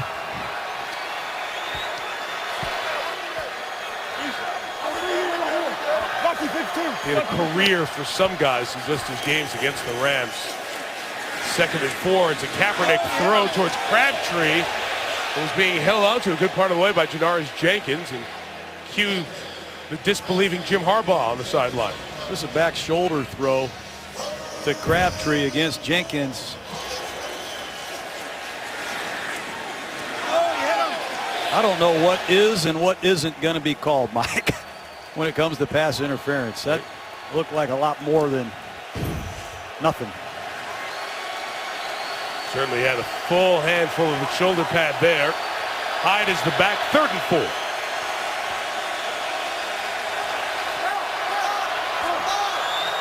Play clock running down. Get it off in time. And Kaepernick throwing over the top. Incomplete for Stevie Johnson. And the Rams needed that 3 and out in the worst way. Speaking of pass interference and penalties, it's been the story tonight. It's 14-3 Rams. This play was ruled as pass interference on the offense. And right after that, Kaepernick throws a bomb to turn this game around. Then there's another pass interference call against T.J. McDonald, and it turns into another touchdown for the 49ers. Most disputed call in football has always been pass interference, and it is tonight. Andy Lee turns one over to the sideline, too. That's a great kick. 55 yards, and Tavon Austin couldn't do anything with it. Ideal. Struggle in the second half for Davis. Can he find the magic that he had in Philly 8 days ago? Welcome back to St. Louis. It's been 7 weeks since police in San Jose, California responded to a 911 call at the home of 49ers defensive tackle Ray McDonald and found McDonald's pregnant fiance, who also lives at the home with what's described in the police report as visible injuries. McDonald was arrested on felony domestic violence charges and was released later that same day after posting $25,000 bail. The Santa Clara County District Attorney's Office is now handling the case and has said that it will decide whether criminal charges are warranted or if the case requires further investigation. But in the meantime, in the weeks since the arrest, McDonald has continued to be with the team at practices and in uniform on game day, despite calls from some, including 49ers legends Steve Young and Jerry Rice, that he should not be playing. Jim Harbaugh, team CEO Jed York, and GM Trent Baalke have all said that they want to respect due process while the investigation is ongoing. But as our Chris Mortensen first reported last month, team officials say they are also prepared to suspend McDonald or terminate his contract if charges are filed. Mike? At least it's all played out amidst the controversy surrounding Ray Rice and Greg Hardy and the whole due process conversation. Part of the league punishment of players that will continue to look at. Deep ball shot by Davis for Quick is incomplete. Buffet and Culliver in the coverage. And it will be 3rd down and 10 with 12:06 left here in the 4th. This is a top-ranked defense in football. I don't care who's playing. They do an excellent job defending the run. They've had 35 passes attempted against them of over 20 yards, Mike, and only 6 are complete. So Parrish Cox, Antoine Buffet, and the Pro Bowl safety Eric Reed say bring it on. The variety the Rams showed offensively in the first half has not been here since the middle of the second quarter, in part because the pressure the 49ers have gotten on Davis. And there it is again. On the run, he's launching deep, but the receiver didn't break with him, and the pass will fall harmlessly to the turf. Kenny Britt didn't read it, and Davis, after the hot start, has missed his last 6 passes. Well, it's 2 deep coverage and man-to-man underneath, and you're going to see Austin Davis escape containment. Another stunt. Your wide receivers have to stay alive down the field. Kenny Britt quit on that route. That's what happens when you have a new quarterback with new receivers. Down 10. Not good. Very high, not deep kick by Hecker. Ellington runs up to make the fair catch on a 39-yard kick, and he'll grab it around the 43. 24 in a row as San Francisco, 12 minutes from a win. How about what's going on with the Cardinals? With the great stories, Bruce Arians continuing that charge just shy of the playoffs last year, 4-1 atop the division. Dallas, we'll see them in 2 weeks against Washington. They go out and beat Seattle in Seattle. Impressive running game, so the 49ers chance to move a half-notch ahead of Seattle and behind Arizona. They can hold on to this 10-point lead here in the 4th. Frank Gore left for a yard for the Rams. It's one of the reasons they put their young rookies, all rookies are young, their young players in the game, not Austin Davis, the undrafted one, but Aaron Donald on the defensive line and Robinson on the offensive line. San Francisco tonight, Seattle on Sunday. If we're growing with these young guys, let's find out how they're going to do against the teams eventually they'll have to beat in this division. It's a physical division, no doubt, and Greg Williams, the defensive coordinator, is going to unleash some blitzes pretty quick. Second down, Kaepernick on the move, smoothly to Davis. Vernon Davis taken down at the 39, first down, gain John of 17. It's just too easy. Kaepernick with 318 yards passing, a bootleg from left to right. No one covered Vernon Davis. Just too easy, Mike. And as I said earlier, it's a time in the game where Greg Williams is going to start taking some chances. He's going to blitz. Second best passing yardage game for Kaepernick. The Packer game to open last year, he was over 400 yards. Gore had nothing open, so it comes back and he'll lose a yard. James Laurinaitis made that tackle. Laurinaitis was on the bus with you. We know his dad was the wrestler. He was a great hockey player in Minnesota. That's one of the guys who's come to define what is good and why there's always hope around this Rams team. Yeah, you get in this division, you see Bobby Wagner in Seattle, you got Willis and Bowman here in San Francisco. People forget about James Laurinaitis. Unfortunately, he just hasn't been able to get on a team that wins. And this is very frustrating to him, I know. Somebody's got to make a play in a hurry. Second and 10. Bruce Miller, the fullback. Sends a little love to the fullback. His 50th career reception, second on the year, moves the chain. With his blown coverages, it's an old-fashioned favorite of mine, a little Spider 2Y banana. And who's the primary, Mike? Mike, who's the primary on Spider 2Y banana? Come on, you think that'll live at quarterback camp? In the flats. Bad levels of defense. Say what you want about young players in the secondary. Are they good players? Can they be great players? San Francisco is taking it to him right now. especially with a 10-point lead, don't ever think about throwing it to the Venus. Right? He learned quick. All right. Have my degree. Gruden's quarterback can't. Hyde right out of one tackle inside the 20. And brought down by Brockers at the 18-yard line. Like what we see out of Carlos Hyde, 235 pounds coming at you in the fourth quarter. Two Buckeyes going right after each other. It's an old-fashioned bear defense. They cover the center and both guards. And watch Laurinaitis and Hyde in an old-fashioned hamburger grill. A what? We used to call that a little hamburger drill. Put the running back and the linebacker in the drill and let them both work on one-on-one old-fashioned football. I don't know why we called it hamburger. Hyde spinning, turning. He's not down. He put his hand down to brace himself on the ground and kept going. And he's very close to the first down mark and inbounds there as the clock continues to move. 8:15 left. Would you like to have Frank Gore as your mentor? And Carlos Hyde, second-round draft choice, has incredible physicality. How about that balance? That would have been an interesting play if he would have scored because his forearm did come down as he spun around. The hand can keep you alive. Forearm, no. Not a must stop, but pretty darn close for the Rams. And Kaepernick is going to take it the other way. 15, 10, and out of bounds at first and goal at the 5. What a dual threat he is. Alex Boone does a 360. Called this a circle block. Watch number 75 circle out here and lead Colin Kaepernick on a designed keep on the bootleg. Joe Looney pins the edge. Look at Alex Boone trucking along. This is like an Ohio State reunion here, Mike. Got a creative, quarterback-driven rushing attack, and they have one of the most diverse young men I've seen playing quarterback.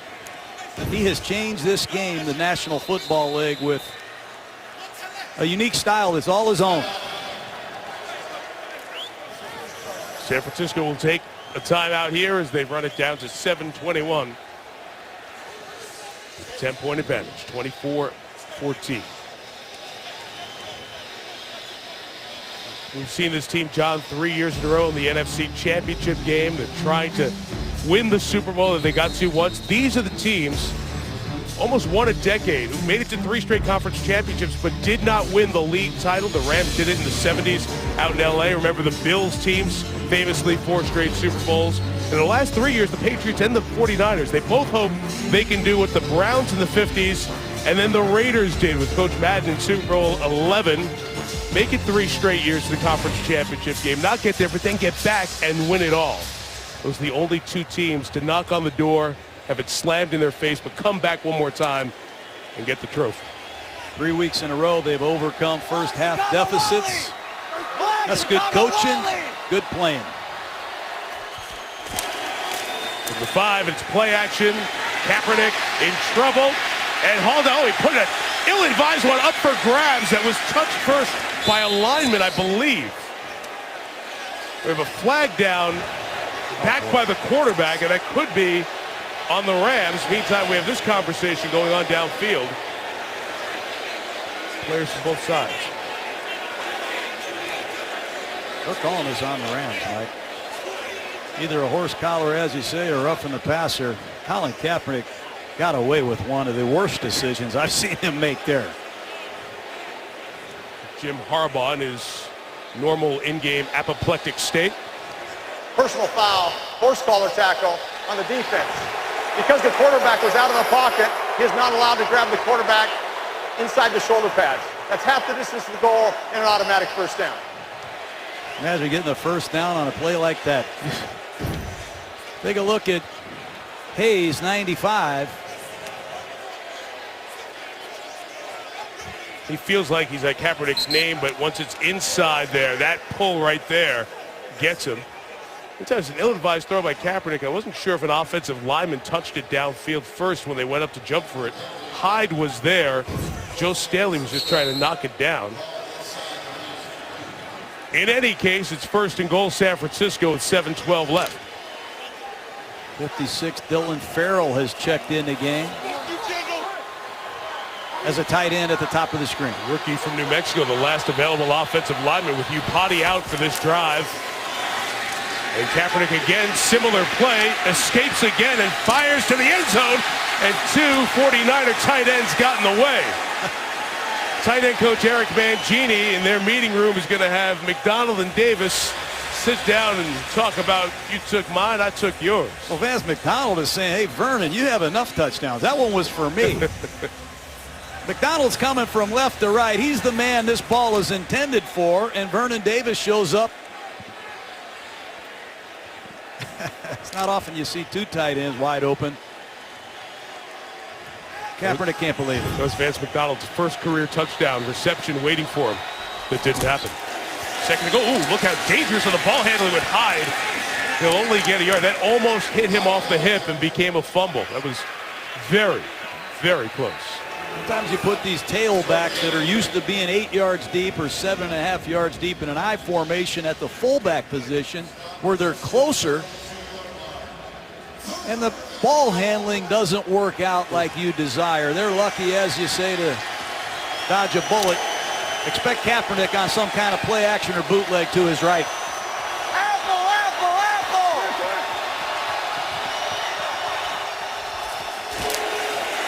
Handing Hyde, left side. Well, good job by that Rams defense to keep their team in the game. Jolan Dunbar with that hit. Here comes 4th down. Let's see what Harbaugh will decide to do as the clock spins under 6 minutes. They're going for it.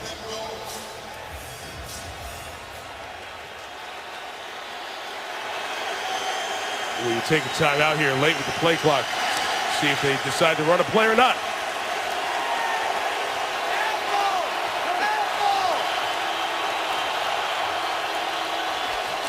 They will. It's Hyde again inside. Oh, I think he's stopped. He is short. And a flag comes down at the end of this. So a flag comes down after the play was whistled and brought to a conclusion. Old-fashioned lead play off the left side, and see the fullback, number 49, Bruce Miller, couldn't navigate to the linebacker, and they're short. Dunbar again, back-to-back plays to Jolan The Dunbar. ruling on the field is that the run was short of the goal. Therefore, after the play, personal foul, unnecessary roughness, defense number 93. That penalty will be enforced after the possession by St. Louis. It'll be 1st down and 10, half the distance. So Ethan Westbrooks, the free agent out of West Texas A&M, who played well in camp and made the team ahead of Michael Sam with the flag, but it's still Rams ball. Well, that's the longest possible field you could have, 99 yards and a half to go. Here's what happened at the end of the play. First, we've got one Ram, Langford punching at Hyde, didn't hit him. Ogletree throws the football off of the face of the running back. Those weren't called.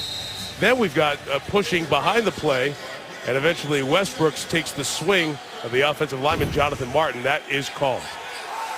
14 plays in NFL history have been 99 yards. And now they jump off sides. Now it'll be 99 3/4 yards Ball to start. go. Offense. Look where they're going to Number spot this ball. 77. That penalty is half the distance to the goal. Still 1st down. The 1 millimeter line. Now, Mike, the Rams have been penalized more times for more yardage in 6 consecutive games, and that leads the NFL, but that's what you call backed up. Yes. I say with great comfort, this would be the longest touchdown on a play run from scrimmage in the history of the National Football League. And it will not be. It's just a gain of a yard. John, you pointed out that pass interference penalty that was called incorrectly, in our opinion, against the Rams. The 49ers got the ball back at their own 5, and they hit that big play, the touchdown, down the sidelines of Brandon Lloyd. When that possession started, there was 1:50 left. From that point on, the 49ers have 314 yards. The Rams have 18 yards. Their offense has come to a complete stop. They got to hurry. This time is running out. They got to pick the pace up. From the 2, out of his own end zone, Davis blanketed his cook And the pass incomplete. That's Chris Borland, former Wisconsin Badger. He forced 15 fumbles in the Big Ten last year. He's a friend of mine from Kettering, Ohio. They understand how to play underneath pass coverage here, Mike. Willis, Bowman, they hand the torch over to Wilhite, Borland. The linebacker coach, Jim Levitt, must be one heck of a linebacker coach, I'll tell you that. Again, Aldon Smith suspended. Bowman out for a long time. Willis injured at the end of the half with a toe injury. Davis yet to complete one in this half, throwing the deep ball and no chance. Not even close intended for Brian Quick. Chris Culliver back there on the coverage. Another three-man stunt. You know, when you run a go route, are you going to slip them to the outside or are you going to go to the inside? That time, Davis thought Quick was going to the outside. Quick went to the inside. You're backed up on your 1 millimeter line. This is what you call danger punt. The heels of the punter are very near the end line. He's got to be careful there's not a bad snap here, or it's a safety. You'd like to have 15 yards of space. It's 12, so you have to get rid of it quick. Hecker does that with a 53-yarder. Returned by Ellington. And the rookie from South Carolina brings it back to the 43-yard line. I mentioned that play that turned this game around in the second quarter, the touchdown pass. The former Patriot, former Ram, Brandon Lloyd, getting past Janoris Jenkins in coverage. And John, it's very rare to see a play that long happen so late. 14 seconds left in the half. They started keeping the official time to go with scores back at the merger point, 1970. It's the first time that we've had a touchdown pass that long, that late in a half, since they've been keeping track of it in 1970. Usually it's a Hail Mary, 50, 55, maybe 60 yards. You don't get beat for an 80-yarder that late in the half. So one of the worst plays I've ever seen in a 2-minute drill, ever. And I'm sure Jeff Fisher, who's been a head coach for 20 years and a former safety himself, will tell you that'll cost me a week's worth of sleep if I'm Jeff Fisher. Up 14-3, you have the 49ers right where you want them at home, and it's hard to get over that, no matter how thick your skin is. A record going back to 1970 when the clock became official in terms of the time remaining for scores. Our coverage from Spider Cam tonight is brought to you by DirecTV. I should point out the man who dug up that incredible stat of the first time we had a touchdown that late with that little time left in the half. Steve Hurt, who works on our stats in the Elias Sports Bureau. Steve has been a part of more Monday Night Football broadcasts than anyone, dating back close to 500. And Steve is with us every week. Marty Aronoff, Mike Black up here in the booth with us. Our great crew. So many of our wonderful people, all proud to be a part of the legacy of Monday nights for 45 seasons. War the carry for one. Quinn the tackle. He and the Rams have been held sackless again here tonight. Steve Hurt, he taught me a word called a synonym. You know, Coach Harbaugh told me that Frank Gore, and Anquan Bolden are stalwarts, and I didn't know what a stalwart was. Come so your on. friend, You didn't know that? friend Steve Hurt told me, look up the synonym of stalwart. See, Stop I get while you're confused ahead. talking. Look at Bolden, he's a stalwart. He's determined, he's courageous, he's athletic and valiant. Was that the day they were installing offense at Dayton when they went over synonyms and stalwart? I tell you, Steve Hurt, you've trained me not quite as well as Tirico. 3rd and 11 for Kaepernick, who will throw sideline Crabtree. Dots the feet, caught it, but it's short of the first down. It's a tremendous grab nonetheless by Michael. And Kaepernick, John, who at times doesn't throw the ball well when they have to come out and just get it on time. He's been very good with the throws here tonight. This is a rocket.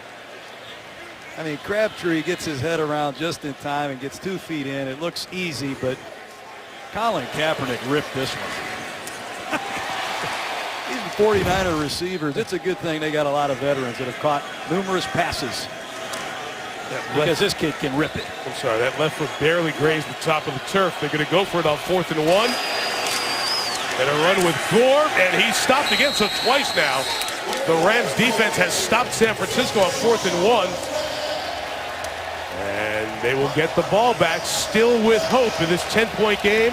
And, John, that's the man inserted into the lineup, Aaron Donald. It's number 99, Aaron Donald.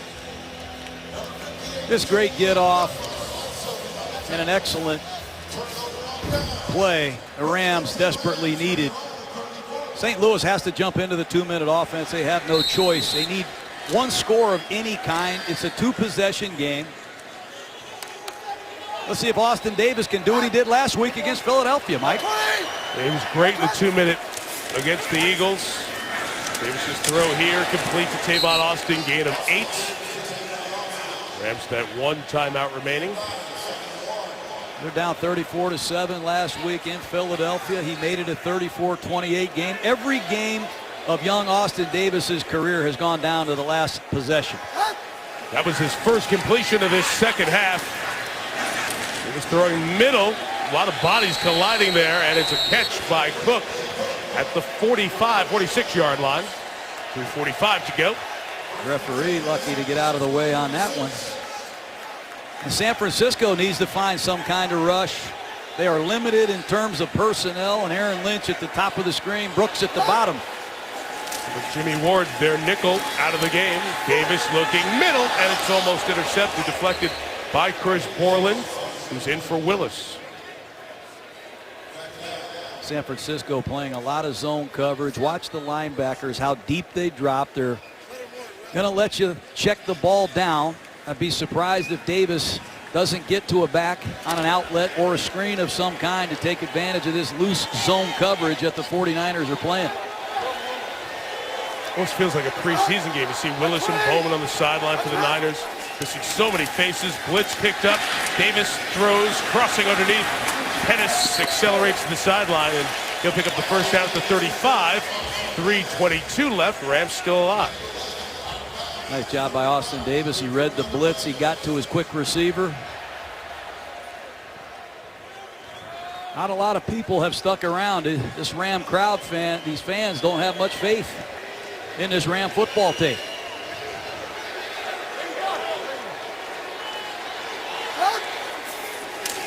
The 35, Davis, incomplete. For Cook, of course, this is such a great baseball town. Has been over the years. All the success of the St. Louis Cardinals, and San Francisco and St. Louis will continue their nightly sports act here. Back to the baseball, game 3 of the LCS tomorrow in San Francisco. Series even at a game apiece. Colton Wong hit the walk-off homer late last night to even the series.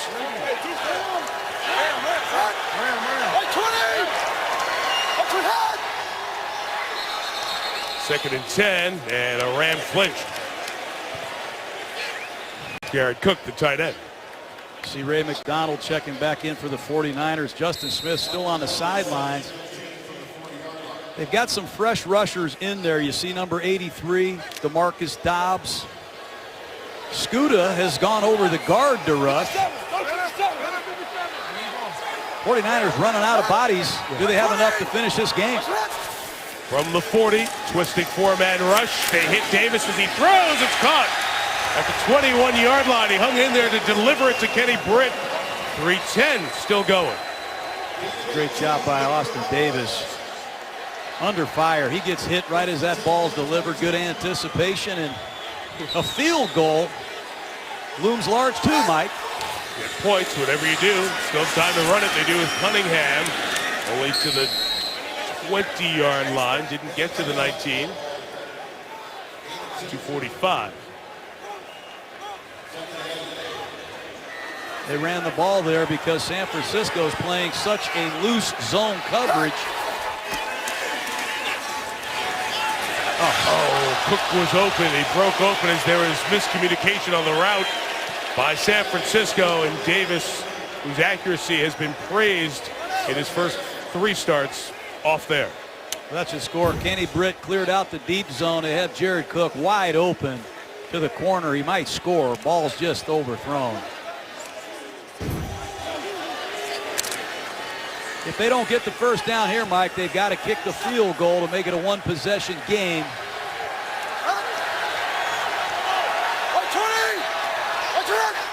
from the 20. Pressure picked up. Davis, shot to the end zone, incomplete.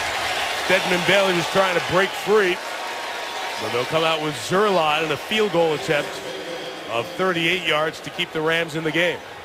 Well, it's an all-out blitz, and St. Louis picked it up. Top of the screen, you're going to see Bailey running a post pattern. One-on-one against the corner. I think he's supposed to cross the face of the defender. Yep. When they need it the most, the Rams just don't get their best pattern running at times. And clearly Bailey and Davis are having a conversation on the sideline on that one. One of the strongest legs in the league. Greg Zuerlein just needs to be accurate from 38. He knocks it through, and given that St. Louis has only one timeout left, we're likely looking at an onside kick with 2:24 to go.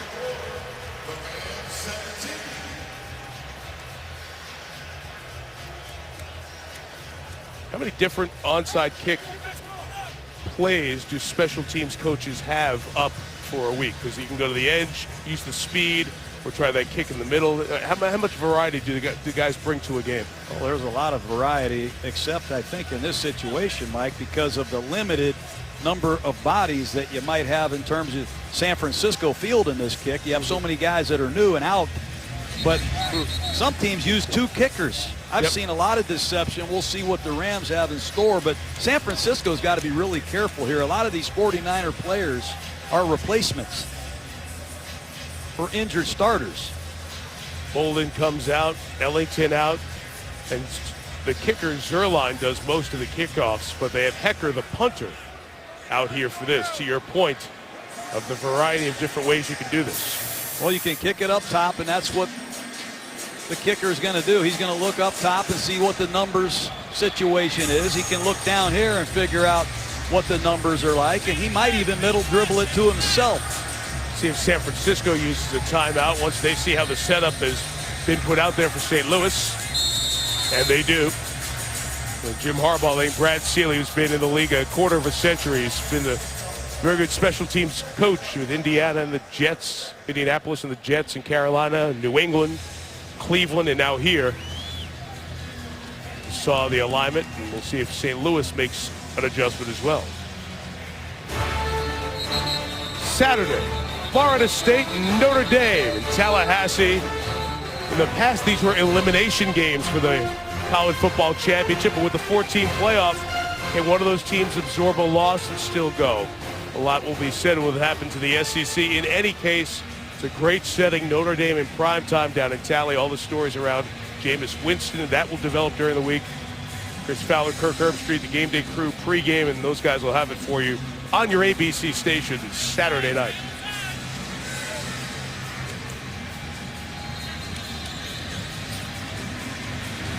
All right, Hecker is set. He'll go to the other side here after lining up to the right. Slicing across to the left, and Stevie Johnson, who is hurt on the play as well. I hate seeing that. And the Rams are medical staff over there to just keep Johnson from getting up for a second. So he got that, and he got hit immediately by Darren Bates chasing down after the ball. 49er ball. We'll check on the injured Stevie Johnson in a moment. Stevie Johnson walked off the field. He limped off, but he was able to walk off. It looked a little more serious early on as both training staffs are out checking on him. Let's hope that it's not a serious injury to the receiver who came over in that trade from Buffalo. Touchdown catches each of the last 2 weeks. Now, the Rams can stop the Niners and get the ball back with about 1:09 or so if they manage the clock properly, which includes a timeout after first down. A first down by the Niners would end the game. Hyde with the run. Timeout taken, 2:17 left. So the Rams have exhausted their timeouts. They'll be able to stop the clock at the 2-minute warning. And if San Francisco hasn't put a first down on the board, there'll be a third down play to keep the game alive for St. Louis. San Francisco has struggled running the ball lately in some tight situations. They got stuffed on a 4th and 1 on the goal line. They got stuffed again on a short yardage 4th down. Must eliminate penetration. Go to your best run behind your best blockers and protect the football if you're Carlos Hyde. I'm surprised they're going with a young back from Ohio State, not Frank Gore. That's been the last 6 carries. Upati's still out. Looney is in. It's Hyde who is stopped here. No gain, and it'll run down to the 2-minute warning, so you'll have 3rd down and about 5, maybe 6, to see if the Rams get the ball back or not. 2-minute warning, 7-point game. 49ers trying to lock down a road win. Sam Moret and Neil Everett here, filling in for Stuart Scott in St. Louis. Coming up, the GMC postgame report. We got reaction and analysis from Trent Dilfer, Steve Young, and Ray Lewis. We have the top 10 plays from the 700 Monday Night Football games. Is that even possible? Videotape tells the truth. We're back after the game. All right, Stan and Neil. We don't have the NFL in L.A., but we bring L.A. to the NFL here with our SportsCenter guys. Of course, that was once the home of the Rams. The mid-40s to the 90s. A lot of conversation about if the Rams would be the team to move to Los Angeles, if that ever comes up again. Situation here in St. Louis still not locked down. Rams might be able to get out of their lease after this year. Another story for another time. The time here is 2-minute warning. San Francisco by 7. Still Frank Gore on the bench, and John 3rd down and 4. I think they're going to run a toss sweep of some kind. Keep an eye on Anquan Bolden as a blocker. Here he comes to block, like you said. Hyde goes left. He didn't get there. Laurinaitis stood him up, stopped him. And at 1:55, the clock resets. So they'll take this thing down to 1:13 before the punt. It's an old-fashioned weak lead. They're going to try and run an ISO here, but they can't get to James Laurinaitis, the outstanding middle linebacker of the St. Louis Rams. He rejects Carlos Hyde, and Austin Davis is going to have a long way to go, but he's going to have just over a minute to do it. We didn't see Gore those last couple of drives. He's standing on the sideline by the coaches with his helmet. Unsure what his situation is. We'll see if they run it all the way down and take a timeout. We'll just use all the time and then kick with Lee. They'll run all the time out. Take the 5 yards. It's no big deal at this point. And Austin Davis. Game. Offense. 5-yard penalty. 4th down. Who started hot will have a chance to bring them down and perhaps tie the game. And I'm sure he's rehearsed what he's going to call carefully with Brian Schottenheimer. He's talking to Austin Pettis. Pettis had a couple key drops in this situation last week. He'd love a chance to redeem himself. First, the punt operation with Lee. Good snap, great execution. Fair catch called for and made by Tavon Austin. Well, we said they could get it with 109. They got it with 105. And so Austin Davis, who was undrafted out of Southern Miss, and the Rams cut him. He was on Miami's practice squad for a week, and he was the 4th stringer when they played their 3rd preseason game. He's got a couple of starts, 300-yard gains, 3 touchdowns. And John, one more time, as he has in every one of his starts, they've got the ball late, and they've got a chance to keep the game going. Chance to tie it on this drive. And Justin Smith, Ahmad Brooks, the 18 pass rushers are back for San Francisco. 91 yards, no timeout, 65 seconds. Going end zone, it's tipped. Benny Cunningham gets it, sprints to the sideline out of bounds. It'll be 2nd and about 4. San Francisco is going to play zone defense. They're going to play very cautious, unlike the Rams did at the end of the first half. They're going to try to force the ball thrown underneath. They're going to try to tackle and keep the clock in play. Davis has to be willing to take some of these underneath checkdowns, but they got to get up and go quick.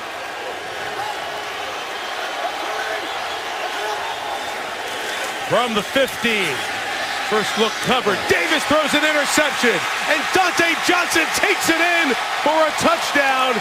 That is the 3rd game like that this week in the NFL. A closing pick 6 to seal a victory. That's the 5th run back for a touchdown against the Rams this year. And another young, unknown secondary player for the 49ers ices this game.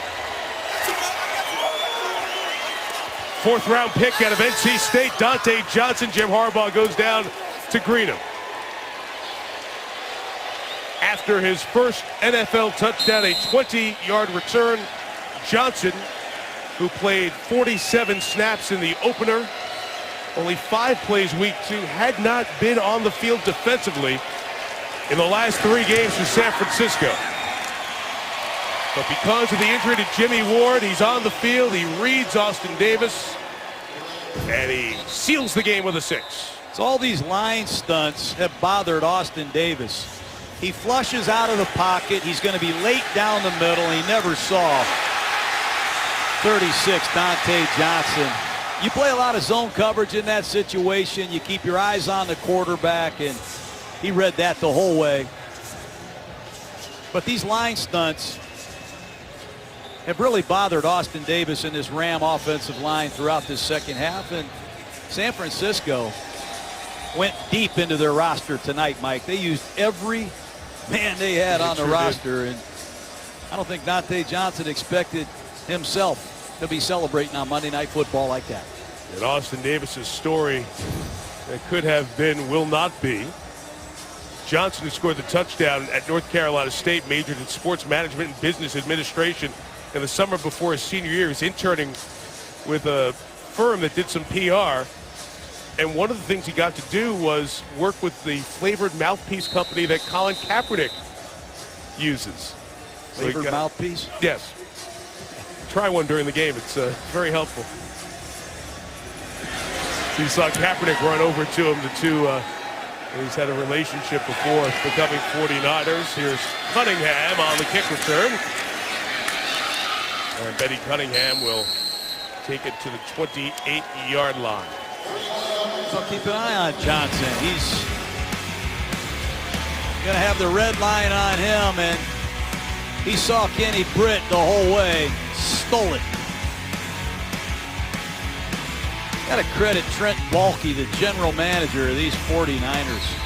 He and Jim Harbaugh have worked together and found a lot of contributors at every position.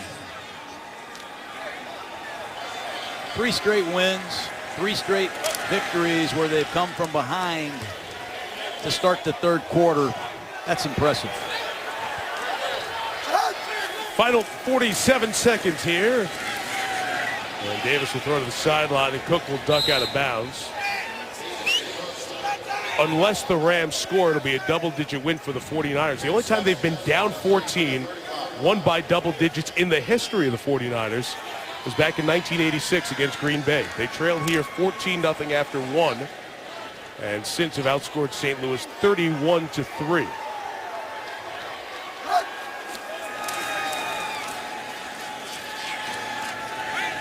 Davis to Tavon Austin. Will Hoyt makes the tackle. Will Hoyt, who played in the UFL for the Nighthawks of Omaha. So he'll be very comfortable playing against Peyton Manning on Sunday when Denver plays San Francisco, and Peyton's yelling, Omaha, Omaha. That's where Will Hoyt played before San Francisco. Mike, you're trying hard, man. I'll tell you about Will Hoyt, though. He didn't even play linebacker at Washburn College. He spent 6 years there learning how to play football, and he was a safety. Then he had to play for the Omaha Nighthawks. That's the first time he ever played linebacker. Now he's taken over for the great Navarro Bowman, and he's a heck of a football player. And 3 years ago, he was selling sneakers at a mall in Topeka, Kansas. Stacy takes it to the 40-yard line. So Seattle comes in here on Sunday after their loss to Dallas. And that's what's next. This is such a gauntlet for St. Louis. 7 straight games against teams that had double-digit wins last year. 5 of them coming on the road. They go after Seattle next week. St. Louis goes to Kansas City. They'll turn around, play the Niners again. They play at Arizona, Denver, and then at San Diego. For the 2 teams at the bottom of the West, the AFC and the NFC West, Oakland and St. Louis, what a tough schedule this is as San Francisco takes its final timeout with 4 seconds left. The NFC West plays the AFC West this year, so they've got to play those heavyweight teams, KC, San Diego, Denver, Seattle, Arizona, and San Francisco. It's a tough road to hoe this year. Next Monday, we're in Pittsburgh. Excited to see J.J. Watt and Ben Roethlisberger on the field, a whole bunch. Wonder what the Steelers' offense will find, as they did not look very good in Cleveland. Houston and Pittsburgh next Monday night, 8:15 Eastern. Countdown at 6. Pittsburgh time.